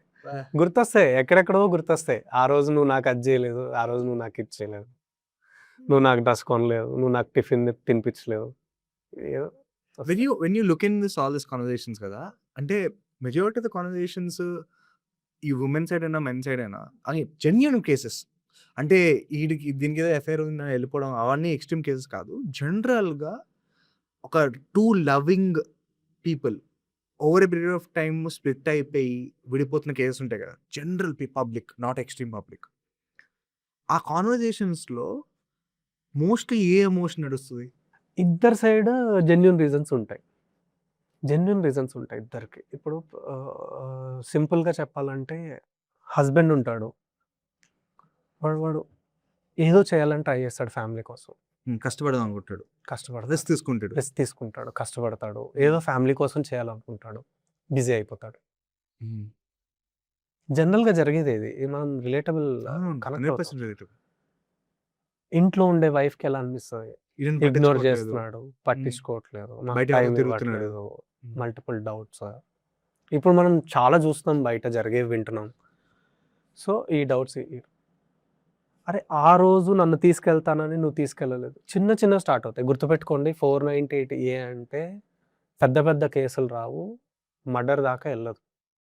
చిన్నవి ఉంటాయి ఎమోషన్స్ చాలా. విమెన్ ఏంటి, ఎమోషన్స్ని బాగా ఇచ్చేయగలుగుతారు, మెన్ ఎలాగా ఇగ్నోర్ చేయగలుగుతారు ఎమోషన్స్. ఈ టైంకి ఫ్రెండ్స్ అంతా కలుద్దాం అనుకున్నాం, కలవలేదు, కుదరలేదు, సమ్ వాట్ ఎవర్ రీజన్. అబ్బాయి ఏం చేస్తాడు, ఇంకో పని చూసుకుంటాడు, ఇంటికి వెళ్ళి పడుకుంటాడు. విమెన్ ఏంటి, దాన్ని వేరేలా ప్రాసెస్ చేసుకుంటారు. సో ఈ చిన్నవి పైలప్ అయ్యి ఎక్కడ కమ్యూనికేషన్ గ్యాప్ ఉంటుంది ఇద్దరిలో. ఈ అమ్మాయి నేను దీనికి బాధపడ్డానని ఈ అమ్మాయి చెప్పేసిన, దీనివల్ల నాకు కుదరలేదు అని అబ్బాయి చెప్పేసిన, చాలా వరకు ఇష్యూ సార్ట్ అవుట్ అవుతుంది. ఇవన్నీ ఎప్పుడు తెలుస్తాయి, మీ ఇద్దరు గొడవ పడిపోయి మంత్స్ టుగెదర్ గొడవ పడి మా లాంటి వాళ్ళ దగ్గరికి వచ్చి కూర్చున్నప్పుడు చెప్తుంటే అప్పుడు బయటపడతాయి, కౌన్సిలింగ్లో బయటపడతాయి, మ్యూచువల్ డైవర్స్ నెగోషియేషన్స్లో బయటపడతాయి, డిస్కషన్స్లో బయటపడతాయి. అప్పటికి చేజారిపోయి ఉంటుంది. అప్పుడు చెప్పి నువ్వు నన్ను ఆ రోజు బయటికి తీసుకెళ్ళి ఉంటే సరిపోయేది, ఇంకా అది ఎలా అయిపోతుంది అంటే అవుట్డేటెడ్ అయిపోతుంది, అది ఇంకా అది ఇన్ఫెక్షస్ అయిపోతుంది. సో ఈ కమ్యూనికేషన్ గ్యాప్ వల్ల ఈ జెన్యూన్ డిఫికల్టీ ఏదైతే ఉంటుందో దీనివల్ల ఎక్కువ లాస్, ఎక్కువ విడిపోతున్నారు. ఇప్పుడు వీటిల్లో ఇందాక నేను చెప్పిన కొన్ని కేసెస్ అన్నీ అది ఎక్స్ట్రీమ్. కానీ ఇలాంటి వాటిల్లో ఒక సిచ్యువేషన్ వస్తుంది, ఈవెన్ మీరన్నా ఎవరికి సపోర్ట్ చేస్తారు, హస్బెండ్ చేస్తారా, వైఫ్ చేస్తారా? చేయలేదు, ఎవరికి చేయలేదు. ఎందుకంటే ఎవరిని తప్పు పట్టలేదు, ఎవరి రీజన్స్ వాళ్ళకు ఉన్నాయి. మహా అయితే ఏం చెప్పగలుగుతాం, సో మ్యూచువల్గా బెనిఫిట్ అవడానికి కోర్ట్స్ కానీ, అడ్వకేట్స్ కానీ, ఎల్డర్స్ కానీ, నెగోషియేటర్స్ కానీ ఎప్పుడు కలపడానికే ట్రై చేస్తారు, టక్కని విడగొట్టాలని ఎవరు అనుకోరు. అందుకే 3 కౌన్సిలింగ్స్ పెడతారు. ఫస్ట్ దాంట్లో కాకపోయినా సెకండ్, థర్డ్ కౌన్సిలింగ్స్ పెడతారు, కలపాలనే చూస్తారు. కానీ ఏంటంటే జెన్యూన్ రీజన్స్ ఉండడం వల్ల ఇంకా ఇన్ఎవిటబుల్ అయిపోతున్నాయి ఆ డైవర్సల్ కూడా. జెన్యూన్ కపుల్ కూడా అన్నెసరీగా విడిపోతున్నారు. ఈ మధ్య ఫ్యామిలీ కోర్ట్స్లో కూడా మామూలుగా ఆన్లైన్ కేస్ స్టేటస్ చెక్ చేసుకోవచ్చు, మనం జడ్జిమెంట్స్ డౌన్లోడ్ చేసుకోవచ్చు. ఈ కోర్ట్స్ అని వెబ్సైట్లో మన కేస్ డీటెయిల్స్ అవి ఇస్తే వస్తాయి. అయితే ఇంతకుముందు ఎలా ఉండేదంటే పార్టీస్ నేమ్స్ వచ్చేవి, వైఫ్ అండ్ హస్బెండ్, కింద జడ్జిమెంట్ డైవర్స్ అని వస్తే వీళ్ళు అప్రోచ్ అవుతున్నారంట. secondmarriage.com వాళ్ళు, రెండో పెళ్లి చేసేవాళ్ళు, వీళ్ళు ఉంటారు కదా. ఇంత మార్కెటింగ్ ఐ అండర్స్టాండ్, నేను కూడా మార్కెటింగ్ చేస్తే కానీ ఇలా కూడా డేటా కలెక్ట్ చేస్తారని ఇప్పుడే అర్థమవుతుంది. వెళ్ళి టార్చర్ అంట, ఫోన్లు చేసి మీకు డైవర్స్ అయిపోయింది కదా, మేము సంబంధం చూస్తాం, మీరు డైవర్స్లో ఇవి రాశారు కదా, ఇతరులో ఆ క్వాలిటీస్ లేవు, మీరు డైవర్స్లో ఇవి అడిగారు కదా, ఇలా మీరు అడిగితే చేయలేదని ఇతను చేస్తాడు. ఈ అమ్మాయికి ఇది ఓకే, మేము మ్యారేజ్ సెట్ చేస్తామని సెకండ్ మ్యారేజ్ గురించి అప్రోచ్ అవుతున్నారని కంప్లైంట్ వెళ్తే, మల్టిపుల్ కంప్లైంట్స్ వెళ్తే ఇప్పుడు ఇంటూ మార్కులు పెడుతున్నారు పార్టీ నేమ్స్ పెట్టకుండా. అక్కడ దాకా వచ్చింది పరిస్థితి. ఇంక ఇప్పుడు 498 పెరుగుతాయా? తగ్గుతాయా? నాకు ఇవి చెప్పు ఇప్పుడు లైక్ పెళ్ళిళ్ళు ఇవన్నీ అవుతాయి అన్నావు కదా! పెళ్లి చేసుకునే ముందు అటు 7 తరాలు, ఇటు 7 తరాలు చెక్ చేసుకోవాలని ముందు అనేవారు. అవును. అవన్నీ అప్పట్లో పాసిబుల్ అయ్యాయి. ఎందుకంటే అందరూ ఒకటే ఊర్లో ఉండేవారు కాబట్టి. ఇప్పుడు as as we about to saturation point ఇంకొక పాయింట్ దాటాలంటే పెళ్లి చేసుకునే ముందు లీగల్‌గా మనం చెక్ చేసుకోవాల్సిన థింగ్స్ ఏంటి అగైన్స్ట్ ఈచ్ అదర్? అంటే లీగల్‌గా అయితే ఇప్పటిదాకా ఇవి అని ఒక క్రైటీరియా ఏం ఫిక్స్ కాలేదు. మీరు ఇవి ఉంటేనే అంటే లీగల్‌గా అంటే మేజర్‌లు అయ్యి ఉండాలి. ఇలాంటి అవన్నీ బేసిక్‌లే. బేసిక్ ఉన్నాయి. కానీ ఎక్కడా లేవు. నేను వచ్చిన క్లయింట్స్‌కి ఏం చెప్తానంటే పేరెంట్స్ వస్తారు జనరల్‌గా. వచ్చినప్పుడు ఏదైనా వేరే టాపిక్ మీద వచ్చినప్పుడు సంబంధాలు చూస్తున్నాము అది ఆస్ట్రాలజీ చెక్ చేయించుకున్నాం సార్. 35 పాయింట్లకి 33 పాయింట్లు వచ్చాయి. 34 పాయింట్లు వచ్చాయి. అవి కాదని చూసుకోవాల్సింది. అసలు అవి కాదు. ఫస్ట్ వీళ్ళిద్దరికి కంపాటబిలిటీ సెట్ అవుతా లేదా? వీళ్ళిద్దరు అండర్‌స్టాండింగ్ ఎలా ఉంటది? వీళ్ళ మెచ్యూరిటీ లెవెల్స్ ఏంటి? ఒక ఆయన వచ్చాడు లాస్ట్ టైం 17 ఏళ్ళు ఆ అమ్మాయికి. మంచి సంబంధం వచ్చింది సార్. వాళ్ళకి మైనింగ్స్ ఉన్నాయి, పెట్రోల్ బంక్స్ ఉన్నాయి. చాలా వెల్ ఆఫ్. తెలిసిన పూజారి గారు తీసుకొచ్చారు సంబంధం. చేసేద్దాం అనుకుంటున్నాను అని. ఆ విషయం తెలీదు నాకు. అవునా మరి బ్యాక్‌గ్రౌండ్ చెక్ చేసుకున్నారా అండి? ఒకసారి చెక్ చేసుకోండి అని ఇలా మాట్లాడుతున్నప్పుడు పాప ఏం చేస్తుందండి అంటే అప్పుడు చెప్తున్నాడు ఆయన 17 ఏళ్ళు. సార్ మొత్తం లోపలికెళ్ళిపోతారు అందరూ. పాప మైనరు. ఆళ్ళు గూడా అడగలేదా మిమ్మల్ని అంటే వాళ్ళకి ఆ పట్టింపులు లేవు సార్ అంట. ఇప్పుడు అమ్మాయిలు తక్కువున్నారు రేషియోలో అబ్బాయిలు ఎక్కువున్నారు. ఇప్పుడు పరిస్థితి ఎలా అయిపోయిందంటే అమ్మాయి దొరికితే చాలు అన్నట్టు అయిపోయింది. వాళ్ళు ఓకే అంటారు దేనికన్నా. మీరు పొరపాటున చేస్తే మొత్తం వెళ్ళిపోతారు లోపలికి. ఈ పాక్సులు గిక్సులు అన్నీ పడతాయి. ఆ రిస్క్‌లు తీసుకోకండి. మేజర్ అయ్యేదాకా ఓపిక పట్టండి అంటే తెలుసుకొని వెళ్ళాడు వెనక్కి. అంటే ఉన్నారు. అంటే సేమ్ క్యాస్టా? సేమ్ రిలీజనా? జాతకాలు కలిసాయా? మాకు వాళ్ళ ఫ్యామిలీకి రిలేషన్స్ బాగున్నాయా? ఇవి కాదు. ఫస్ట్ కలిసి ఉండాల్సింది వాళ్ళు. ఒకప్పుడు ఎలా అంటే ఫ్యామిలీ అంతా కలిసి ఉండేది. సో 7 తరాలు చూడడం కరెక్టే. ఎందుకంటే ఆ అమ్మాయి వచ్చి ఉండేది అబ్బాయితోనే కాదు. ఆ అబ్బాయి అమ్మాయితోనే కాదు. చుట్టూ ఫ్యామిలీ మెంబర్స్ ఉంటారు. ఆ అమ్మాయి అందరితో మింగిల్ అవ్వాలి. సో ఇవన్నీ చూసుకునేవాళ్ళు. ఇప్పుడు అలా కాదు. ఉండేది వీళ్ళిద్దరే.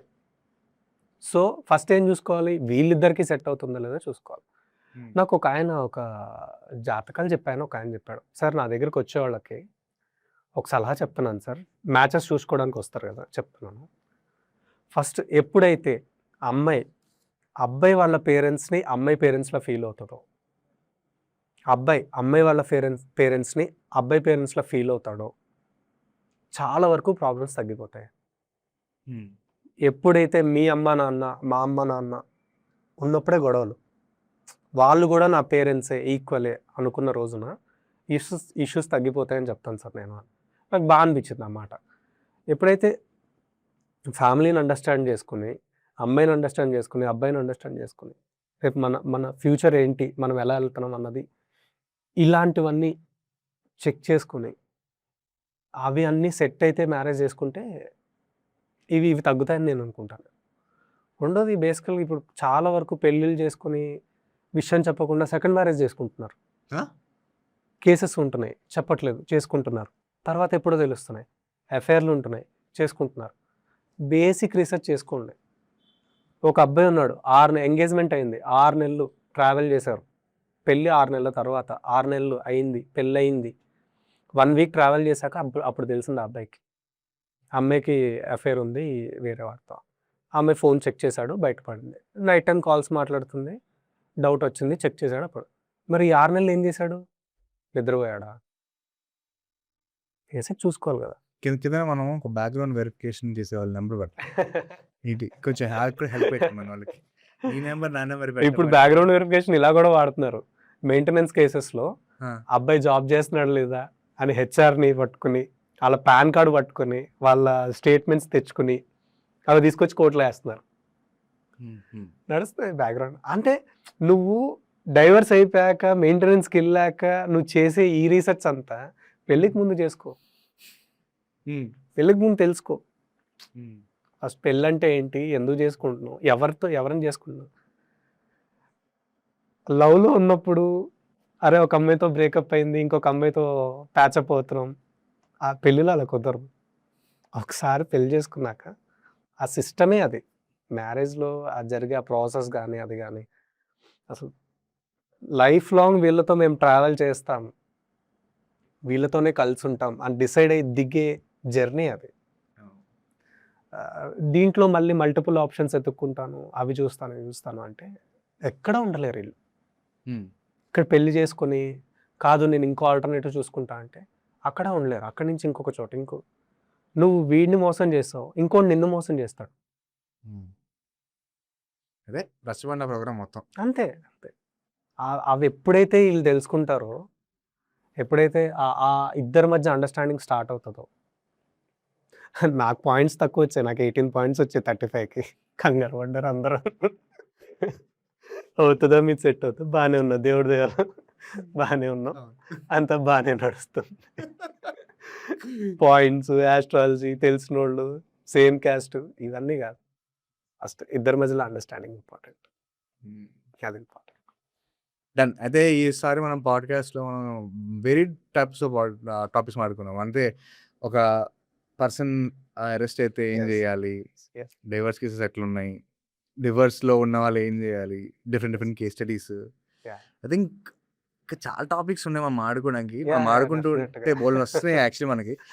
నేను I think next podcast I think I should be about cyber security issues, cyber issues ఏమొస్తున్నాయి. సెకండ్ మన కన్జ్యూమర్ ఫోరం మీరు స్టోరీలు చెప్తుంటే కన్జ్యూమర్ ఫోరం గురించి ఇట్లా కూడా చెయ్యొచ్చా అని నాకు, because I feel that is absolutely non sense. ఇప్పుడు ఒక హోటల్కి వెళ్ళి హోటల్లో ఒక వాటర్ బాటిల్ పెడతాడు, వాటర్ బాటిల్ మీద 20 రూపాయలు ఎంఆర్పీ ఉంటుంది, ఆ ఛార్జ్ మాత్రం 35 రూపాయలు చేస్తాడు. మనం అడిగితే నచ్చితే తీసుకోవాలి మానేసే అంటాడు. He can't say that. At that point of time మనం ఎందుకు లేదు నలుగురు ఉన్నప్పుడు గొడవ అని చెప్పి పక్క వెళ్ళిపోతాం. ఏం ఆలోచిస్తాం, 10 రూపాయలకి ఏం చేస్తాం రా భయ్ అని చెప్పి. బట్ నాకు ఒక్కళ్ళన్న వాయిస్ రేస్ చేస్తే నెక్స్ట్ కస్టమర్స్ కి వాడు ఆ 10 రూపాయలు వేయడు కదా. లేదు యాక్చువల్గా ఇలాంటివి చెప్పాలి అంటే మీరే కరెక్ట్. జనాలకి తెలియాలంటే మీ వల్లే. మేము చెప్పలేము ఇవన్నీ అందరినీ. ఈసారి మళ్ళీ ఇలాంటి వాటిలో చేద్దాం. ఈసారి ఇంకో టాపిక్ కవర్ చేద్దాం. ఈసారి ఆ టాపిక్ ఏంటంటే నా కేసు నేను వాదించుకోవచ్చా. ఎందుకంటే దట్స్ ఎ హ్యూజ్ థింగ్. అరే నేను ప్రతిసారి లాయర్నే ఎందుకు హైర్ చేసుకోవాలి, నా కేసుని వాదించుకోవచ్చు. దానికి ప్లస్ పాయింట్ చేసుకోవచ్చు. అది నేను ఎక్స్ప్లెయిన్ చేస్తాను, డిస్కస్ చేద్దాం దాని మీద. సో ఇలాంటి టాపిక్స్ కావాలి అంటే కింద సుబ్బు SUBBU అని కమెంట్ చేయండి. మళ్ళీ సుబ్బు వెనక్కి పట్టుకొద్దాం. ఎప్పుడైతే నేను ఏ పాడ్కాస్ట్ అయితే మీ గెస్ట్ వెనక్కి పట్టుకొద్దాం అన్నానో ఒక పాడ్కాస్ట్ పక్కా హిట్. సో మళ్ళీ చెప్తున్నా, సుబ్బు SUBBU అని పెట్టండి, will get him back. So thank you so much.